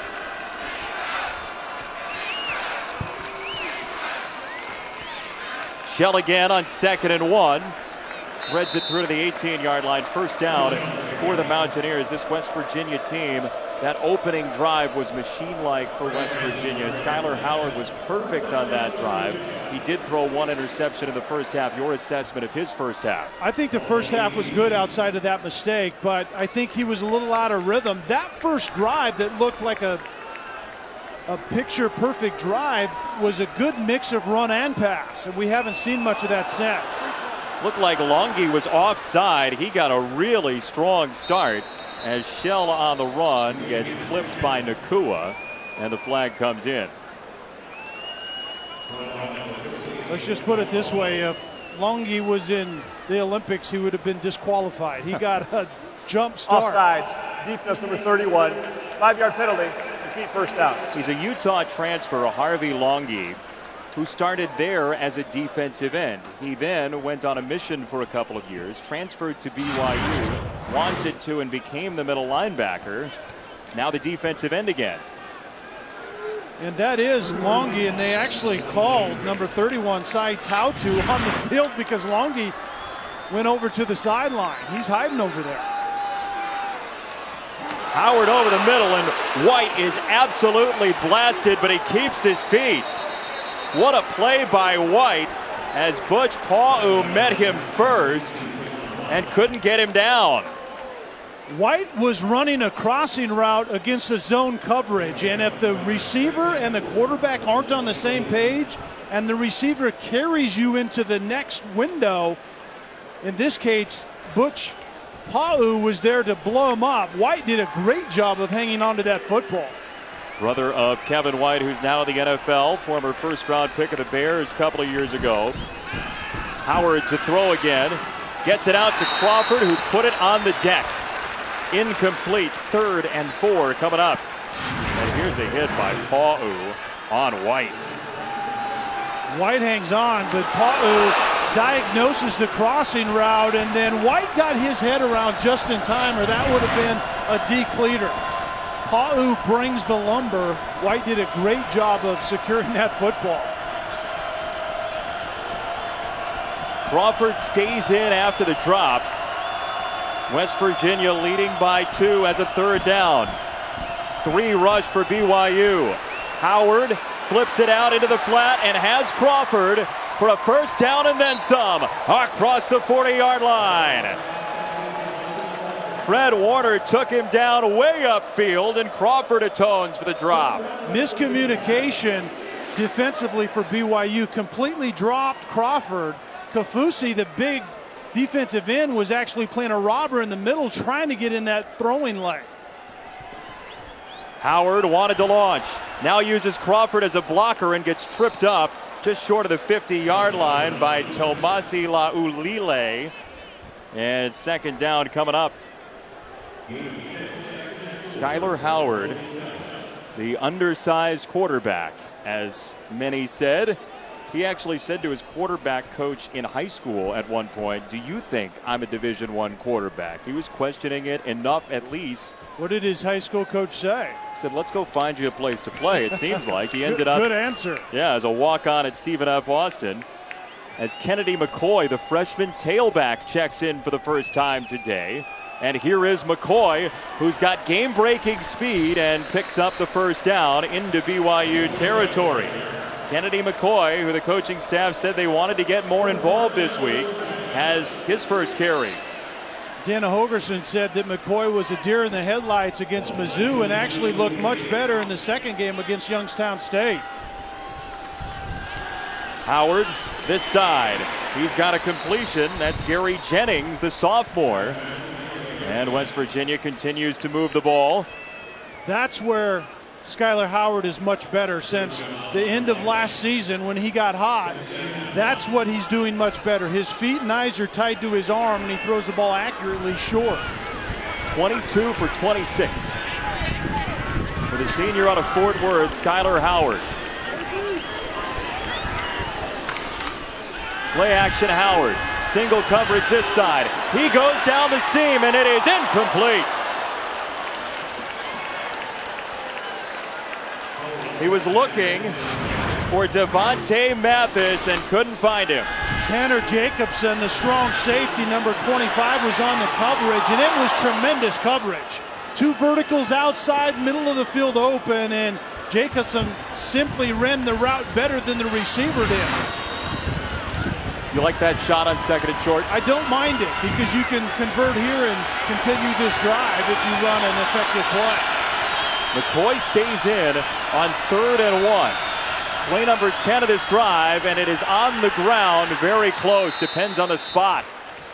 What I was going to say, Jason, is I like the shot if you can convert, but I don't like going into shotgun on 3rd and inches. But Skylar Howard immediately came up under center like we've seen him do earlier in this game. The spot of the ball is just short of the 38-yard line. If they have this first down, it's going to be by an inch. I'm calling this about 5 inches short. Okay, say they don't get it here. You go for it?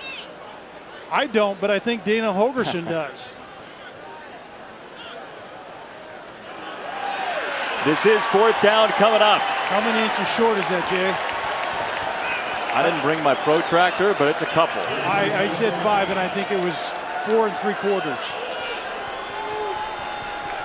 Tell you what, Kalani Sitake, the first-year head coach, who is rather quiet when you talk to him away from the field, can absolutely light up on the sideline, and he is motivating his players as West Virginia makes a choice.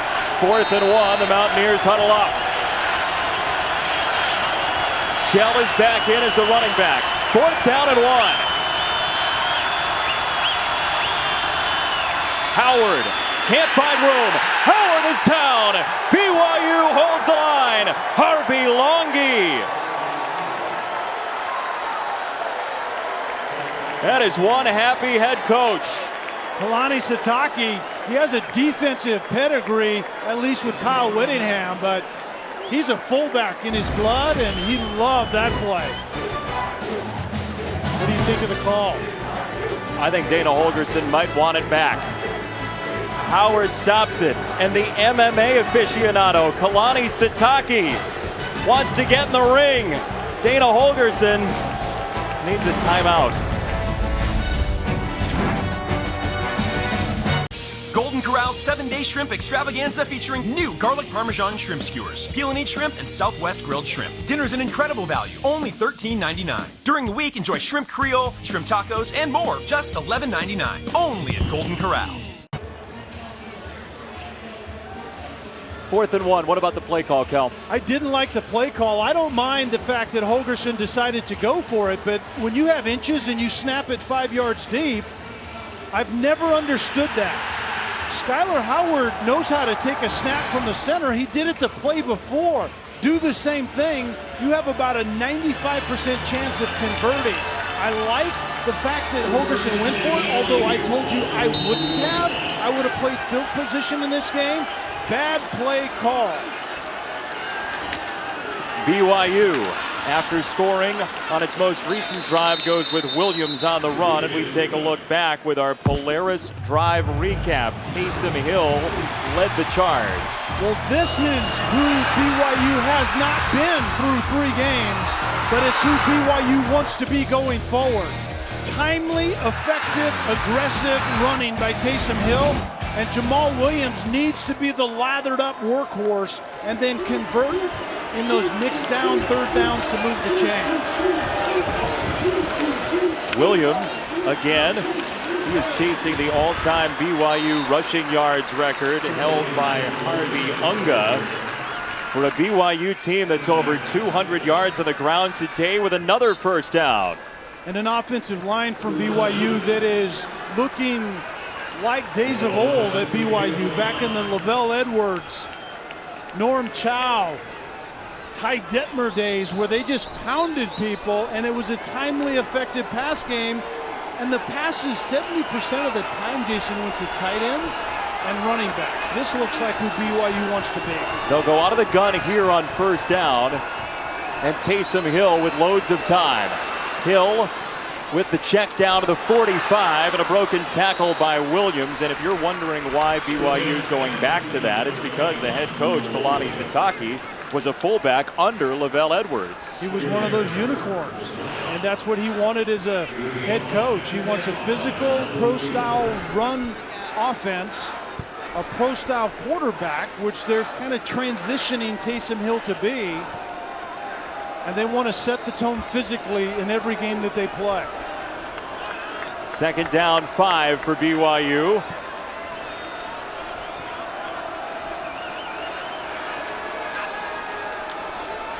Williams crashes forward near the 40. Chris Cotter, what do you have?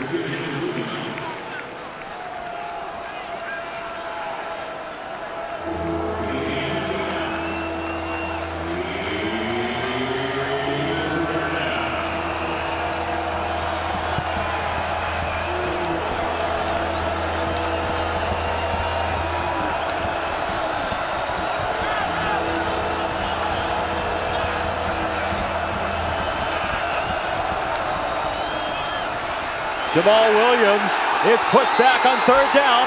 Ball on the deck. West Virginia recovers. The Mountaineers are on it. It's Kahari Sharif, the redshirt senior, with the recovery. Well, 3rd and 3, and BYU went to what's been working so effectively. Lead with a big fullback, followed by a big physical running back, and this particular time, West Virginia met the challenge and the ball's on the ground. Big play, Mountaineers. Golden Corral's 7-day shrimp extravaganza featuring new garlic parmesan shrimp skewers, peel and eat shrimp, and Southwest grilled shrimp. Dinner's an incredible value, only $13.99. During the week, enjoy shrimp Creole, shrimp tacos, and more, just $11.99. Only at Golden Corral. ESPN College Football, brought to you by your local Lexus dealer and the pursuit of perfection.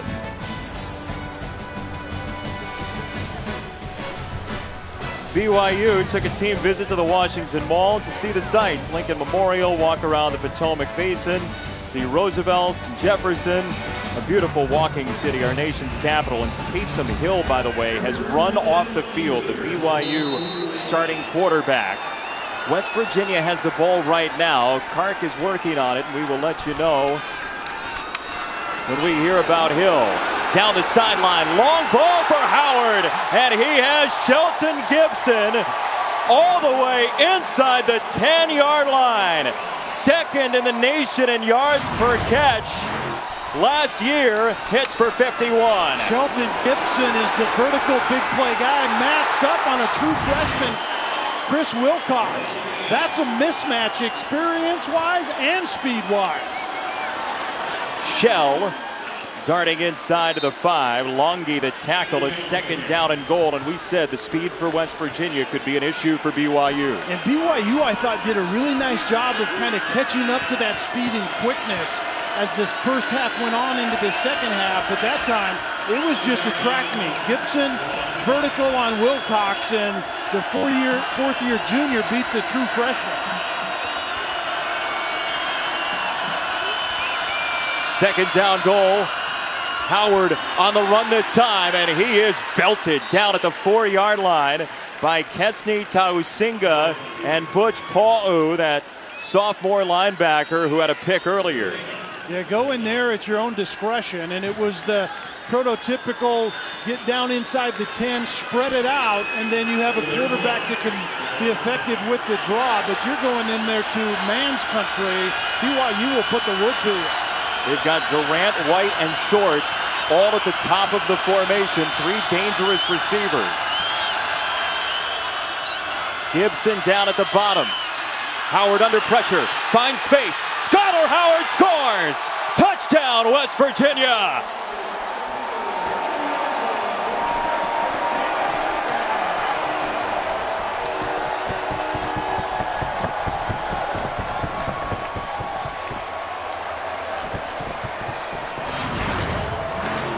Jason, you talked about it. West Virginia had trips to the right side. Their running back went to the right side, and quarterback scrambles are most effective when the quarterback has already gone through his progression.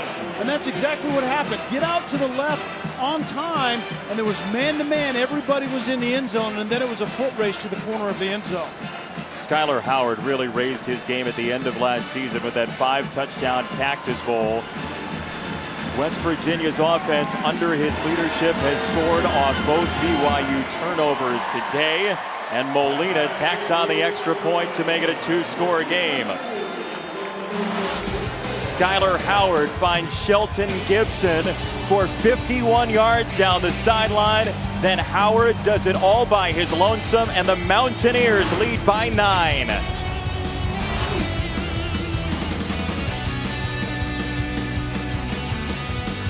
Golden Corral's 7-day shrimp extravaganza featuring new garlic parmesan shrimp skewers. Peel and eat shrimp and Southwest grilled shrimp. Dinner's an incredible value, only $13.99. During the week, enjoy shrimp Creole, shrimp tacos, and more, just $11.99. Only at Golden Corral. Welcome back to Washington. West Virginia up 28-19. You see this last touchdown. Middle linebacker Butch Palu could not run at full strength. The possession before, when we saw him lay a huge hit, actually rattled him, and when he came off the field, he missed 5 defensive snaps. I saw him running gingerly and not at full strength. You see the change of direction not there for the middle linebacker. He's the heart and soul of this defense. When he's at full strength, he changes direction way better than that. Yeah, and what he did, Kark, is I think because of that injury, not feeling 100%, he actually left his feet. Typically, you would see him stay on the ground and make a play right there. Chip shot kick, returnable for BYU down to the 40-yard line. We check in with Chris Cotter.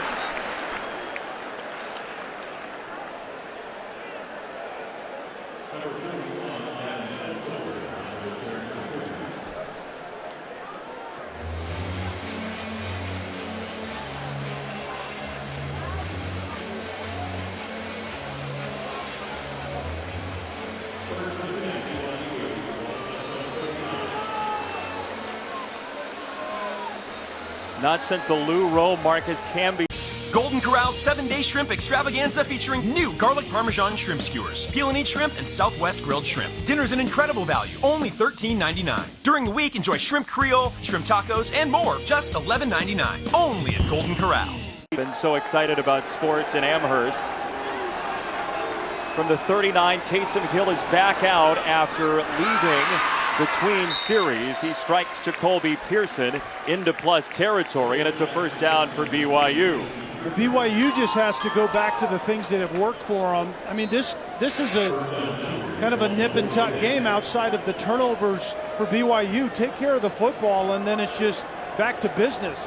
Physical downhill, and then Taysom Hill going through his progression and throwing the ball really well this afternoon. On the decision, Hill to the outside, and downstairs Kark. See Taysom Hill right there. Saw him running in and out of the locker room between those series. Just spoke to one of the staff members at BYU. Stomach got the wind knocked out of him. He looked okay when he ran out and ran back onto the field. But watch him though. Stomach could be an issue. Well, Taysom Hill today, thank you, Kark, 13 out of 19 for 106 at a school that's well known for its quarterbacks. Guys like Ty Detmer, Steve Young, more recently Max Hall had a fantastic career, and Taysom Hill highly thought of in BYU circles. Williams is stopped short of the 40-yard line. 3 yellow jerseys got there, and it's third down for BYU. Jason, a little cat and mouse game going on. Taysom Hill came to the line of scrimmage. 2 high safety, so he checked run. It's a run look, and West Virginia corresponded with their own check defensively, and the safeties came down, and the safeties ended up blowing up that play. What does Tony Gibson, the defensive coordinator, dial up here 3rd and 7? You have to get pressure on Taysom Hill, but stay disciplined in your rush lanes. They only brought 3. He goes back, shoulder to the sideline, and incomplete. Fleming covering Moroni Laulu Pututau. His first target today, and it's 4th down. He was the leading receiver coming in, hasn't been seen. Laulu Pututau actually runs a nice route. It's designed to be a back shoulder throw, and that should have been pass interference on Fleming. I mean, he was raking at the face mask of the receiver, and that simply isn't allowed. Didn't change the direction of the receiver much, but that should have been a flag on number 24, Maurice Fleming. BYU will punt on 4th and 7 from West Virginia territory. And the former rugby player Johnny Linehan tried to sneak it and did, out of bounds inside the 2-yard line. Linehan, the rugby player with a true rugby kick. You know, it's the one where you kick the tip of it and it goes actually in there like a sand wedge to the green. In this case, it goes out of bounds on about the 1.5-yard line. He won 3 straight national titles as a BYU rugby player and decided to focus on football this his senior season out of Auckland, New Zealand. And West Virginia significantly pinned back with under a minute to go, quarter number 3. That's only half of the equation. It was a great special teams play by Linehan, but now BYU's defense needs to keep the field position that Linehan gained his team.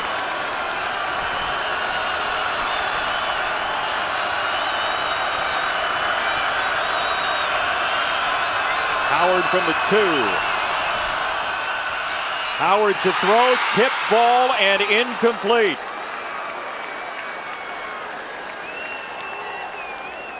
Corbin, looked like, yeah, Corbin Kofusi, yep.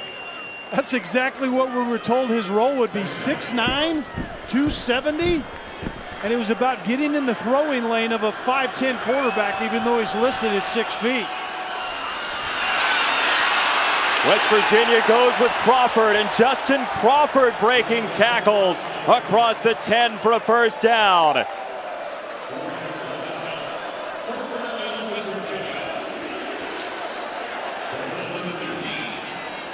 That is a big play for the Mountaineers, up by a couple of scores, as Crawford gets banged down and pinballed by Fred Warner on what may be, depending on West Virginia's choice, the final play of the 3rd quarter. That was a huge run by Shell, because the minimum requirement for an offense in a backed up situation is at least 1 first down, create some room for your punter. It's not too late for BYU to do something here defensively, however.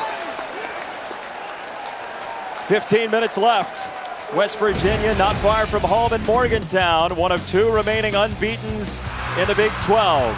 Mountaineers have capitalized off turnovers, trying to hang on to a win here in Landover.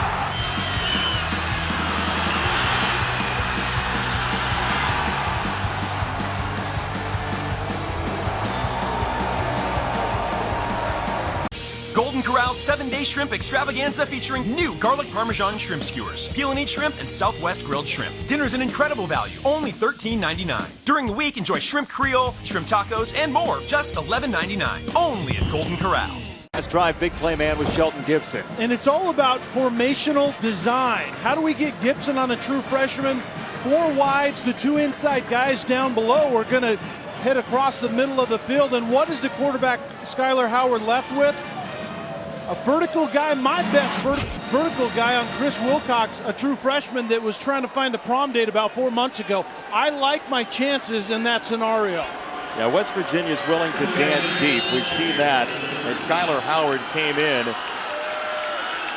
as the reigning 2nd place man in the Big 12 in yards per completion from last season. He's got a 2nd down and 10. And it's a delay to Crawford, who gave them some space earlier and crosses the 15. It's 3rd down for the Mountaineers, who preach balance in decision-making, balance in formations. Where do they go here on 3rd down? I think it's going to be a situation of spreading it out and working the inside of the field. Takeel Shorts is normally that guy. Pitch it out to White, and the brother of Kevin White, Karan White, is across the 35 for a first down. And a good decision by the quarterback, Skylar Howard. You talked about it. Shorts was inside of White. The defender came down and jumped on Shorts, and White was left open on first down yardage, and the ball came out on time and on target. That's what creates run after the catch for a wide receiver. Coaching staff for West Virginia preached how competitive the White family is. Defensive coordinator Tony Gibson said when he was out recruiting, he would like shoot pool or play beanbags with the dad, and he wouldn't let the dad win. He wanted to beat him. Talks a little smack. On the ground, Crawford. Hesitation across the 45. Crawford with a dandy of a run. The JUCO transfer has had a very nice day today. Mention the White brothers, Kevin White, the older one, Karan White as well, along with Kaiser White, who's transferred in. There are 7 kids along with Kevin White. There's a sister as well who somehow is going to Auburn to play basketball. How did that happen? The one that got away in Morgantown. Run it again. Crawford hit and keeps his feet after a couple of yards. 2 good plays back-to-back by Crawford. Actually, 2 plays. The first one was good. You see that elusiveness that Dana Holgerson likes that Justin Crawford brings to the equation. You don't have to block them all when 25 has the ball, but that play, you see the downside of having speed. Sometimes you bounce it prematurely before pressing the line of scrimmage, and that time there was nobody outside. 11 touches for Crawford, over 100 total yards. Pitch it out quickly, and Skylar Howard once again with a quick hit to the back, and it's Kennedy McCoy, the freshman, for a first down as we go into the studio and Chris.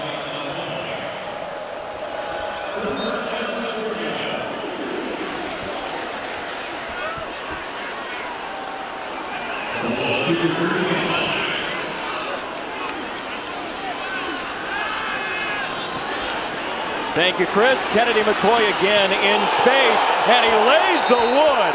Oh my goodness, did McCoy put the hurt on BYU's Austin McChesney.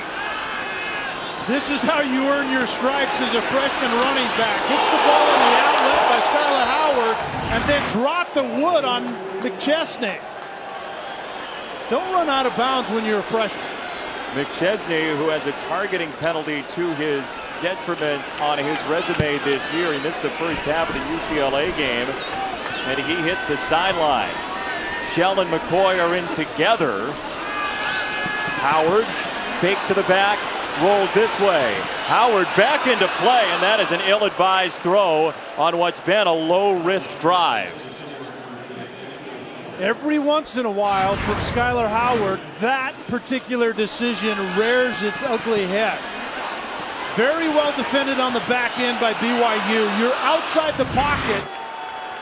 Out of bounds past the line of scrimmage and live to play one more down. Still 79% Skylar Howard today. His best completion percentage year of his career so far. Big third down. Howard down the middle. He's got a man. Shelton Gibson with a flag down inside the 10-yard line. Dion Lake dragged him down before the end zone. We'll see what the marker is.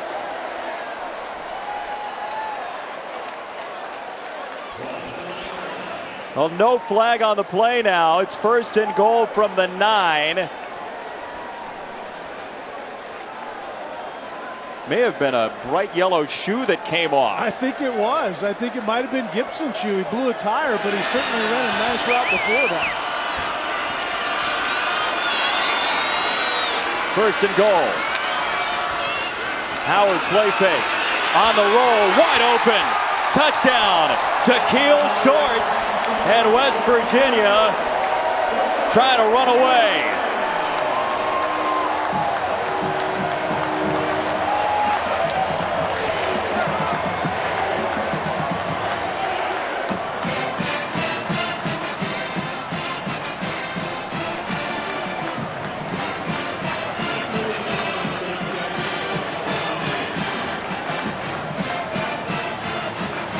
BYU calls defense its specialty, and rightfully so. It's kept them in 3 games to start the season. But West Virginia, with an electric offense, just went 99 yards to put up point number 35.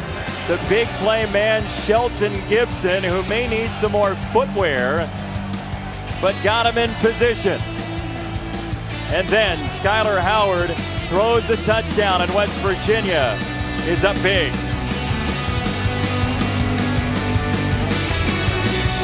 Golden Corral's 7-day shrimp extravaganza featuring new garlic parmesan shrimp skewers, peel and eat shrimp, and Southwest grilled shrimp. Dinner's an incredible value, only $13.99. During the week, enjoy shrimp Creole, shrimp tacos, and more, just $11.99. Only at Golden Corral.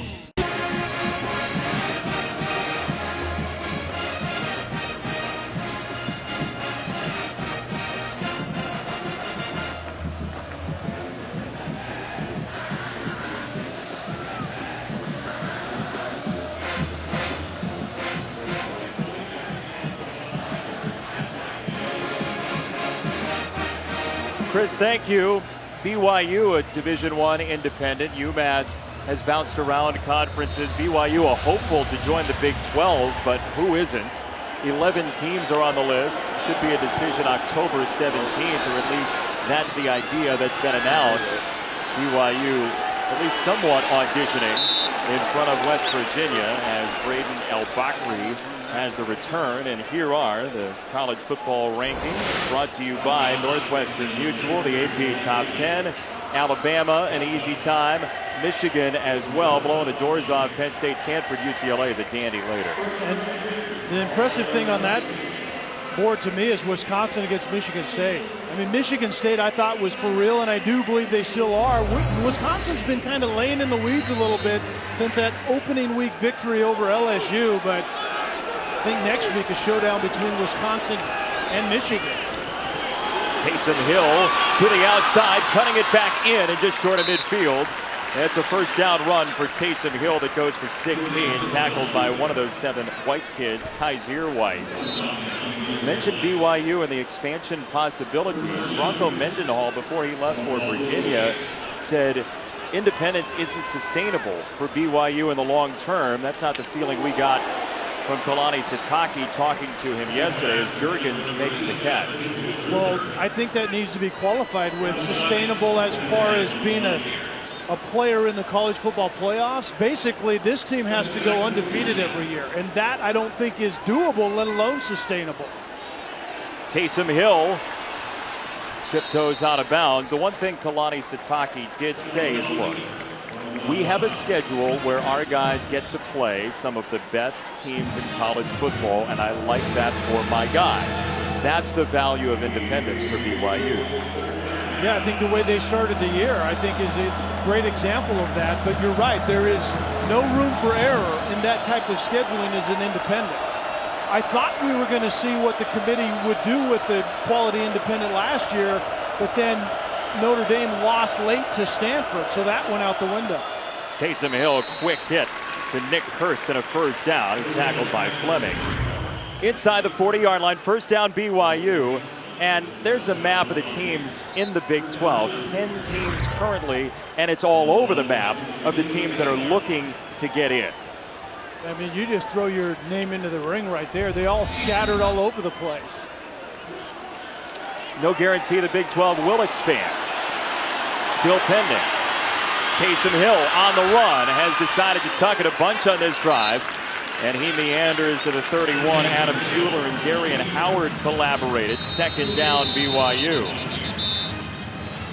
Yeah, certainly all hope isn't lost for BYU if you make something quality happen on this drive right here. It's Schuler that's down, the redshirt freshman out of Longwood, Florida. And as they check on Schuler, will step aside. BYU down 2 touchdowns and 2 two-point conversions.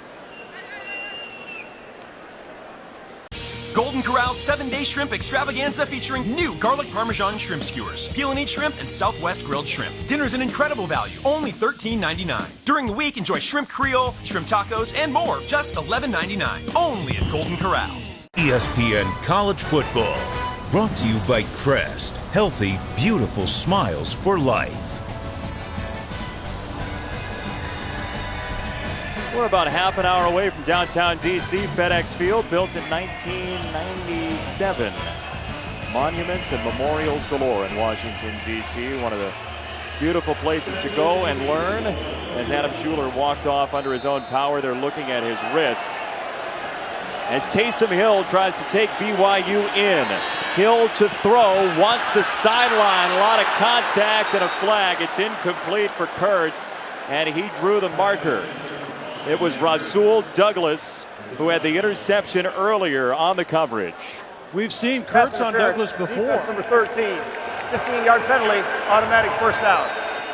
And rightfully so, he's the tallest cornerback they have. And he's also the most physical, and he got a little bit too physical on this play. He is actually holding with that right hand, had a handful of jersey, but this was a tremendous catch in the end, was it not? He was out of bounds, but what a great effort by Kurtz. Penalty puts BYU inside the red zone. Under 10 to play.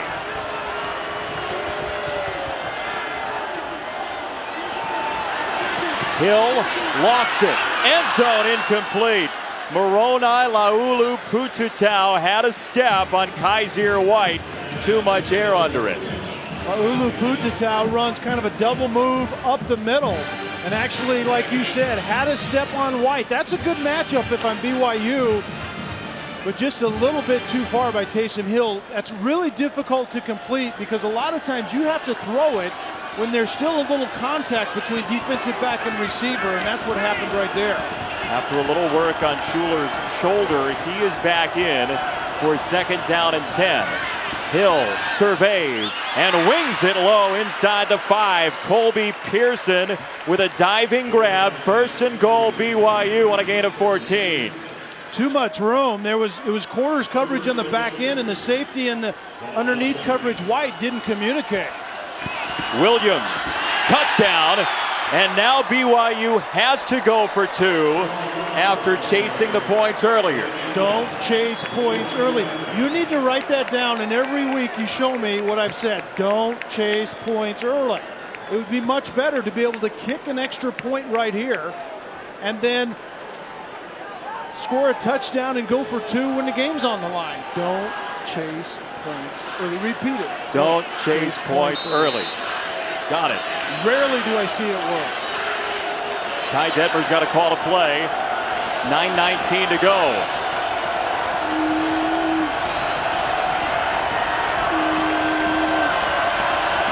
Williams the tailback. On the toss and the reverse. Juergens wants to throw it. Oh my goodness. Wachuku was there for it. Taysom Hill had to tackle him. And if that doesn't tell you how that play went, I don't know what does. You know the irony in this? Jamal Williams on the initial toss scores a touchdown if he just hangs on the ball. Sometimes as coaches, you make it a little bit too difficult. This play fooled absolutely nobody.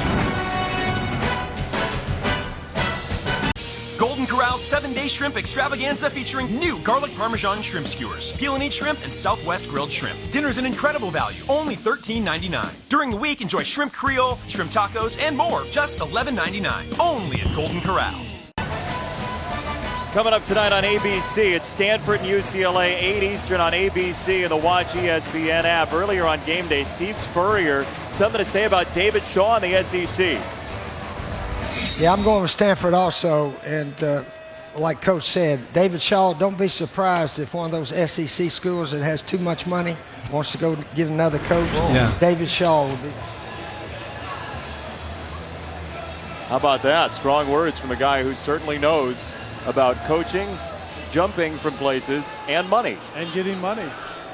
I don't know. I let the bidding begin, I guess. If you're David Shaw and you're getting paid well, Stanford's a pretty nice place to be. Not everybody wants to be in the SEC, contrary to popular beliefs. 10-point game, and BYU will kick it deep. From the 5-yard line, Shelton Gibson, who's had a big day. Gibson finds a seam, Gibson keeps his feet, and Shelton Gibson just outside the 40-yard line as we say hello to Chris Cotter.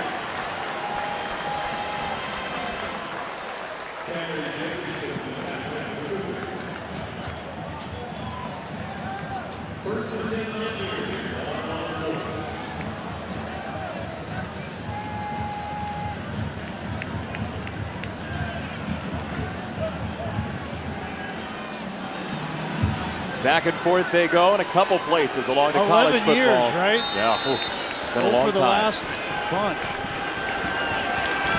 From the 40-yard line, Skylar Howard.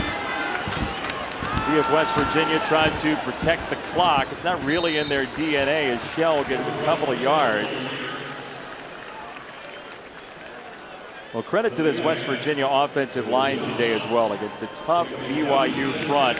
They've swapped around the tackles. Adam Pankey started for Colton McKivitz, who's moved to the right side at points. They're without Yadni Kajust, who's got a torn ACL after week number 1. The line has held up remarkably well, having not allowed a sack coming in. Crawford in motion, quick hit, and Howard didn't even look that way. It was a forward pass, and downstairs for Cart. Jason, when I spoke to Skylar Howard this week, he praised the offensive line. Last year, they allowed 32 sacks after the first 2 games, 0. He said it's a big factor in his completion percentage. His ability to get that extra second has made all the difference in the world, and he credits the big guys up front. Just 1 sack today against Howard, 1 for the season. It's 3rd and 7 as Crawford splits out wide. Yeah, Clark, I know a lot of quarterbacks that are much better when they get good protection. It's amazing how that works. It's a list of all the quarterbacks. Yeah, like everyone that's ever played the game. 3rd down. Howard out of the backfield. Shell. Flag comes in. Shell is short. If the flag is against West Virginia, it will be punt time. And boy, the Mountaineers needed to take some more time off the clock, don't you think? Yeah, that 2nd down play was almost a disaster. It was the swing screen. Holding, offense number 70. The penalties declined. Play results in 4th down. The left guard, Mateo. A swing screen out of the backfield. And it was almost a backward pass to begin with. But at best, it was an incomplete pass. Stop the clock. And yes, now you're punting the ball back to a BYU team that is regretting chasing points early in this game, being down by 10 and about to possess it again.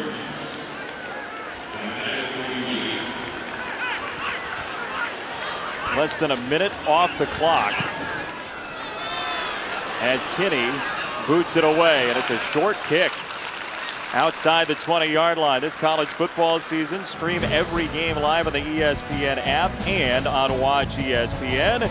Download the app or visit watchespn.com today. A multi-screen experience as we have up here in the booth. And we'll be watching and you'll be watching Christian McCaffrey and Stanford, a guy who got his due at the end of last season and justifiably has a lot of eyes on him. Oh, no doubt about it. Lamar Jackson, Christian McCaffrey, and you get the field for the Heisman. I get those 2, you take the rest. That seems inequitable at best. BYU has under 8 to go.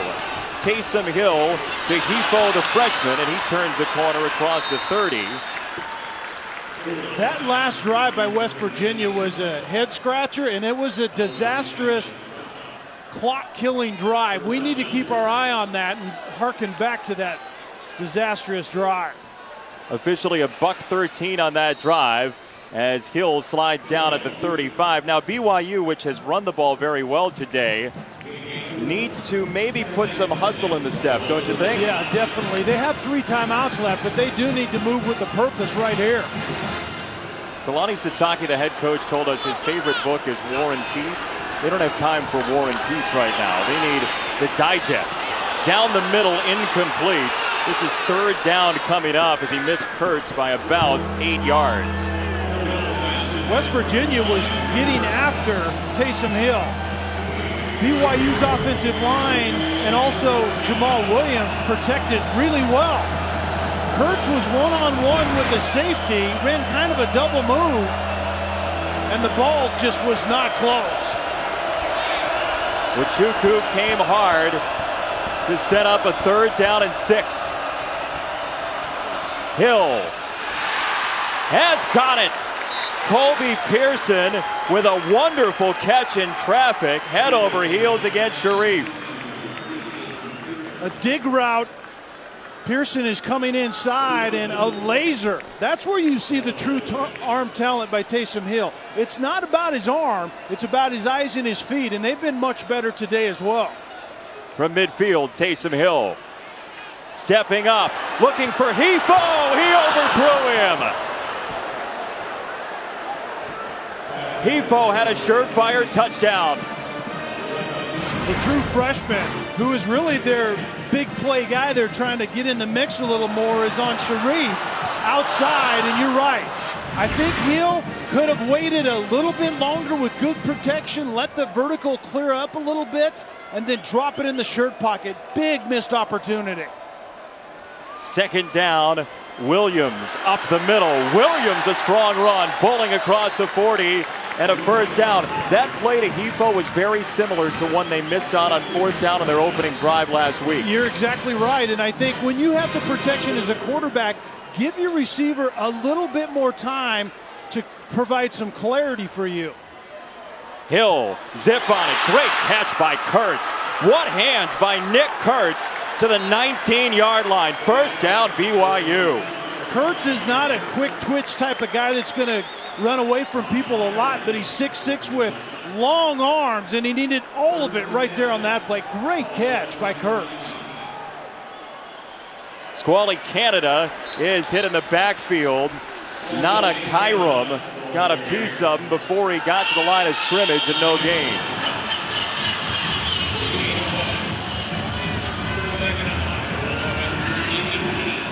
Second down and long, give him a yard. Taysom Hill, pressure coming down the middle. Hill's got a touchdown. Moroni Laulu Pututau, and BYU is an extra point away from being down 3. Laulu Pututau is matched up, basically running a skinny post route on the safety, Jeremy Tyler. Quarters coverage, Jason, turns into straight man-to-man about 90% of the time because of the way that they read routes, and Laulu Pututau won that matchup. Extra point is good. 121 seconds, 79 yards. Taysom Hill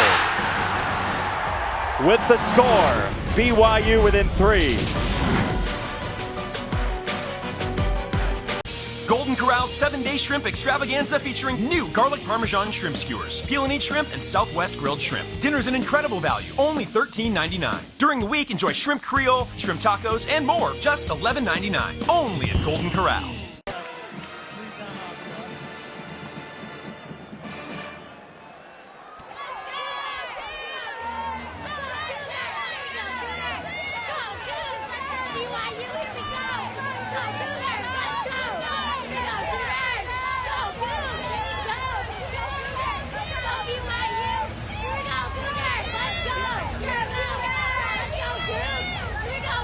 Boy, we have a wonderful game here too, but how about Tennessee? Some questions arose after that Appalachian State game, and the Vols have responded very well. Here, West Virginia, a 3-point lead after a short drive by the Mountaineers that zeroed out. BYU, a quick drive for a touchdown. And now the Cougars are within 3.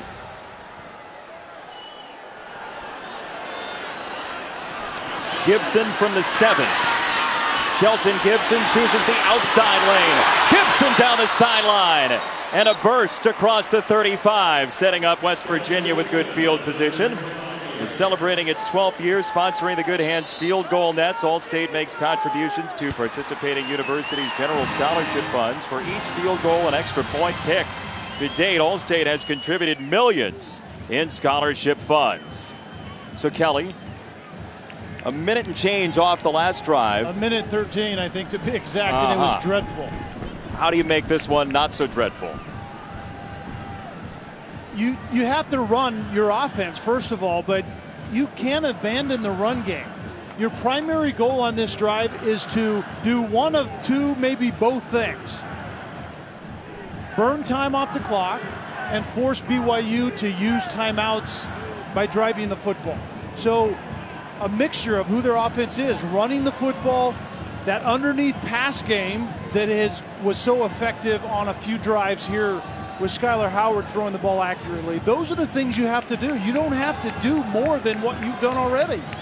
David Long, the redshirt freshman linebacker, getting helped off the field. The big plays for West Virginia came in bunches last year, Howard to Gibson, and those two have combined for a very solid effort today. Skylar Howard, Shelton Gibson.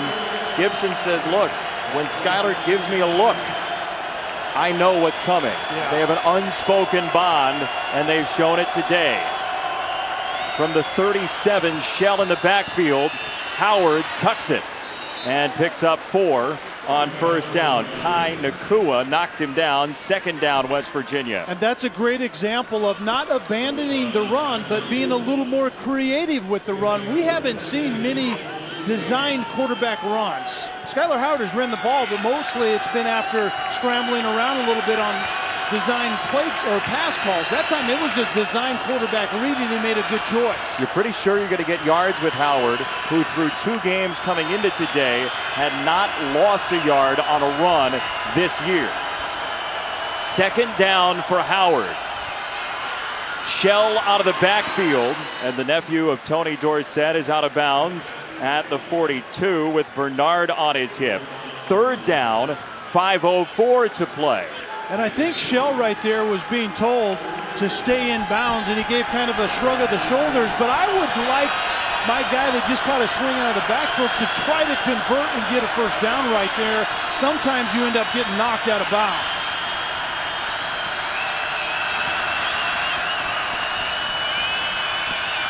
Howard's looking to the sideline, and it looks as though West Virginia is going to burn a timeout.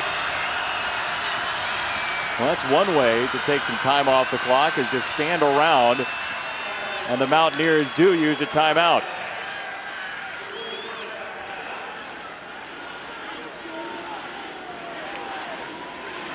Today, ESPN is proud to support college football's celebration of educators across the country through the Extra Yard for Teachers initiative created by the College Football Playoff Foundation. What former teacher of yours deserves a shout out? For more, visit cfp-foundation.org. Kelly?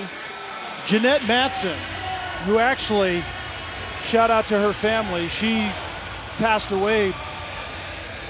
World history. She gave me a love of world history. What do I have to do with that? I actually just told that story to my daughter as a sophomore in high school that's now taking world history. I said that teacher allowed me and gave me the love for a subject that I had no interest in. That's what good teachers do. Good teachers open worlds to you. That's right. World history is a great way to do that. West Virginia, third down and 4. 4.5 to go. Leading by 3. Howard to throw. Quick set, dropped. Karan White couldn't bring it in. It's 4th down. Karan White was outside, matched up on the true freshman Chris Wilcox, who got beat by Gibson earlier on the vertical. So this time Wilcox bails out of there. A lot of cushion. White just has to simply finish and look it into his hands. Karan White, who this week said the BYU corners, I don't think they can outrun us, drops a ball on a comeback route. Uh-oh. And BYU will get it after a second straight drive that bogged down for West Virginia. It's Cougar ball inside the 15-yard line, trailing by 3. All 3 timeouts remaining for the BYU Cougars, and embattled quarterback, at least coming into the game, Taysom Hill, who's played, in your estimation, how well today? I think he's played an exceptional game.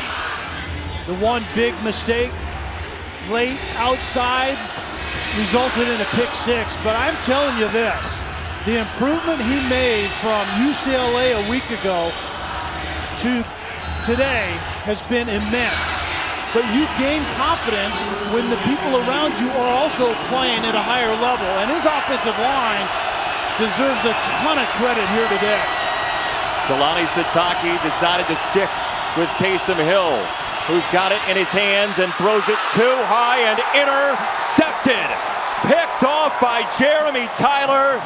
West Virginia gets it back. Third takeaway for the Mountaineers, and it comes at a huge time. He's exactly the right guy to go to. Mitchell Juergens was coming in on a dig route deep and late over the middle, finding the void, and the ball just gets away from Taysom Hill just a little bit. His feet were good. He spun it well. Sometimes it was just a little high, and you hope that your receiver can bail you out and climb and get it, and Juergens couldn't quite do it on that play. West Virginia with that third takeaway after 31 of them, tied for 5th most in the country last year. First down, Mountaineers. Howard to the outside, and he keeps it inbounds, Kark. Well, before that pick, Tony Gibson, the DC, actually met with the entire defensive group. A lot of times they break off in positions. He went after the guys. He challenged them to make a play. Remember, during the bye week, he was all over these guys against Youngstown State, an FCS team. They allowed 400 yards after the game. He said we couldn't tackle, we couldn't cover. He had to find 11 guys to make a play. They answered the bell. He said during the week, Kark, that, look, I apologize to everybody who's ever played defense at West Virginia for that game. It's awesome. Accountability when the game's on the line. That's what it's about. Howard to throw. Howard wants it all. White down the sideline. Incomplete and a flag.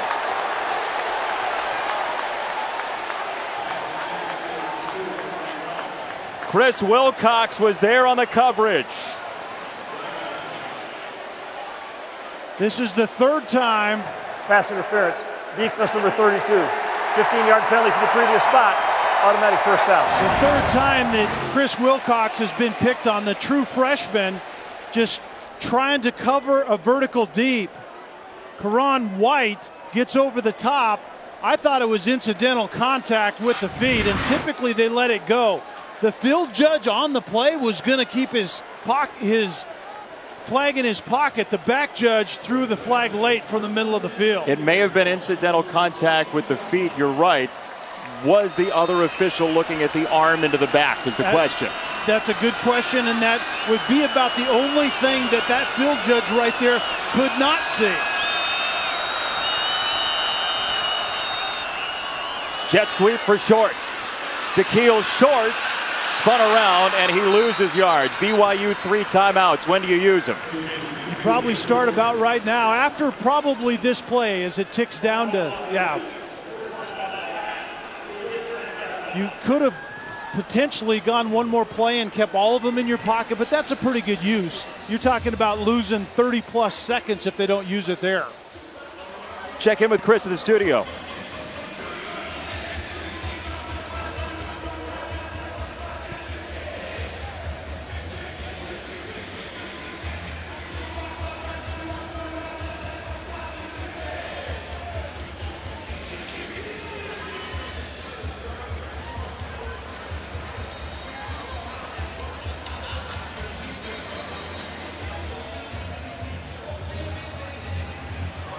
Chris, thank you. Jeremy Tyler's interception has West Virginia on the ball with a 3-point lead, and Tyler wasn't even supposed to be the starter.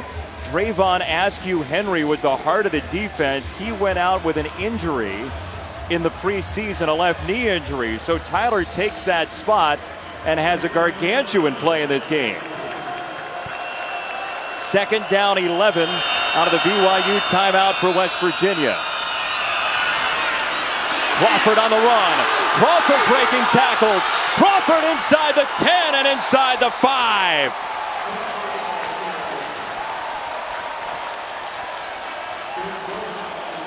You don't have to block them all when Justin Crawford carries the football. That's what head coach Dana Holgorsen told us. And every offense needs a little shimmy and a little shake. And Shell doesn't provide that from the running back position. He's patient and he's efficient, but he's not as explosive and dynamic as Crawford is. Now BYU's caught. 2 timeouts remaining. And the snap comes. Howard wasn't ready for it. Shades of Auburn. And it's BYU football.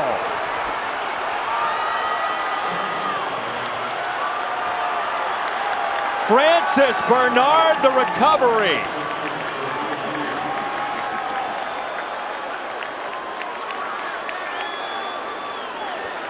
Well, the center, Tyler Orlowski, can't figure out what was going on.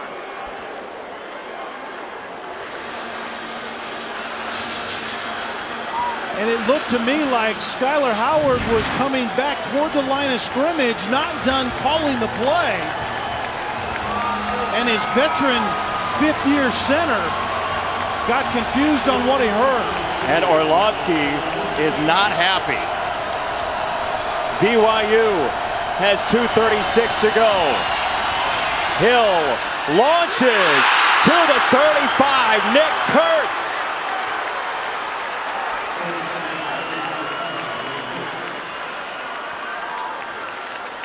Loads of time left for BYU. Trailing by 3, 2 timeouts remaining.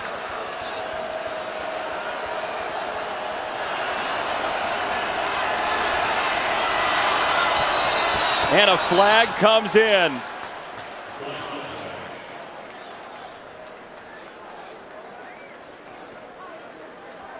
Before the snap, false start, 76 offense. 5-yard penalty, still first down. On a play like that, bad snap, whose fault is that normally? Typically, it's the center's fault. I mean, the quarterback has to give the final cadence, and that time it looked like Howard was moving toward the line of scrimmage, and his veteran center just heard the wrong thing. Taysom Hill, quick pass. Laulu Pututau is undercut at the 34 by Fleming. Second down. Under 2 minutes to play. Taysom Hill, the senior who came back for one more year. On the run, Hill across the 40 gets drilled. He gave himself up, no flag coming in. That would have been a good time for Taysom Hill to just lower his shoulder and try to convert. Mainly, not only to get another roll of the dice, but also to stop the clock for the first down conversion. 2 timeouts still on the board. Taysom Hill, third down. Hill scanning, surveying, throws on the run, a long pass to Kurtz into West Virginia territory.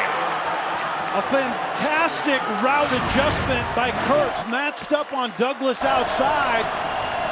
This play was dead to begin with, was Kurtz's route, but as your quarterback starts to scramble, if you're a deep receiver, come back down the sideline and give him a shot. Taysom Hill to run it this time. He's across the 30. Remember, BYU is using its original kicker for this year who was benched. Jake Oldroyd is out with an injury today. Rhett Almond is the kicker this evening as BYU will use a timeout, 1 remaining for the Cougars. Almond was benched because he mishit a field goal and a point after. The second time out of the half. Head coach is elected to take it may rest on his half. leg this evening to tie the game if BYU can't get in. It was interesting hearing Kalani Sitake, the head coach of BYU, talk about that. The fact of the matter is, Almond made the field goal and then missed the extra point. The field goal wasn't hit right, and then he missed the extra point, so that led to that decision to set him down for a while.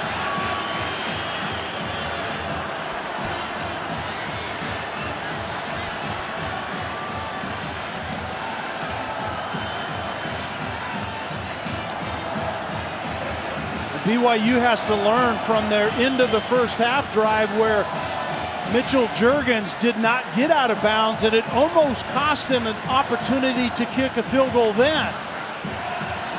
They killed it. The officials rightly put 1 second back on the clock, and Almond was able to get out there and knock it through for 3 points. And how important is that now? How do you handle this if you're Ty Detmer then with 1:09 to play and you're at least in chancy field goal range? I think the yardage right now is all about making Rhett Allman much more comfortable. His range maybe especially under these conditions, you would like it to be inside of 40 at least. 2nd down 2, Taysom Hill. A lot of time, looking for Hefo on the adjustment. And it's picked off by Fleming. Fleming hung on. West Virginia, the interception with 1 minute to go.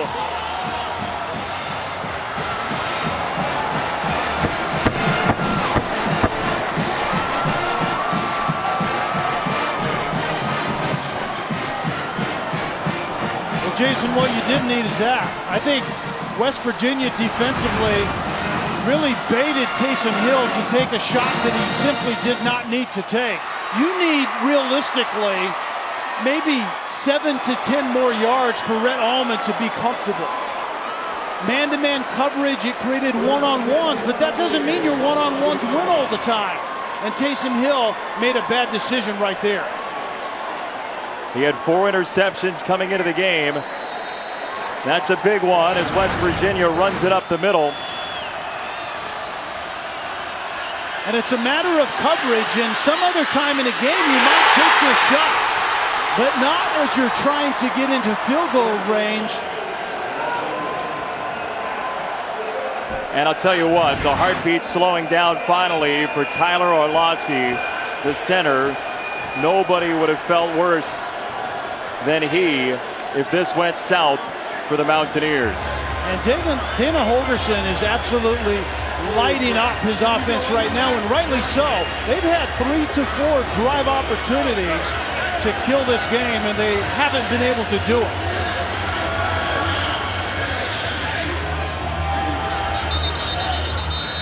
BYU's out of timeouts. West Virginia has seen what's happened in the Big 12 on efforts to kill the clock late in games against non-conference opponents. Dana Holgerson is going to do the lowest of low-risk things. That's good. It's a good idea. You would imagine. Run it again. 3rd down coming up.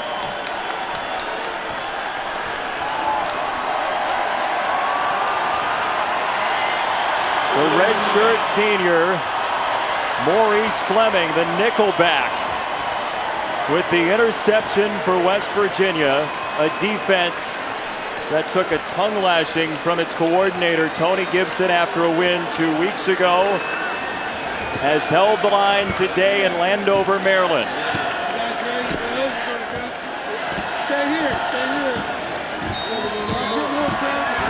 And that is the final play from FedEx Field. Big 12 still has 2 remaining unbeatens. And I think BYU is a quality team. I think their first 3 games, one of those teams in the Pac-12 is probably going to win the Pac-12 South. So I think this is a very quality win over a tough opponent for West Virginia. 35-32 your final score. Next on ESPN2. To Toronto, it's Russia against the host nation Canada. Semifinals of World Cup of Hockey. Steve Levy, Barry Melrose. Thanks for watching. So long from FedEx Field, West Virginia, 35-32.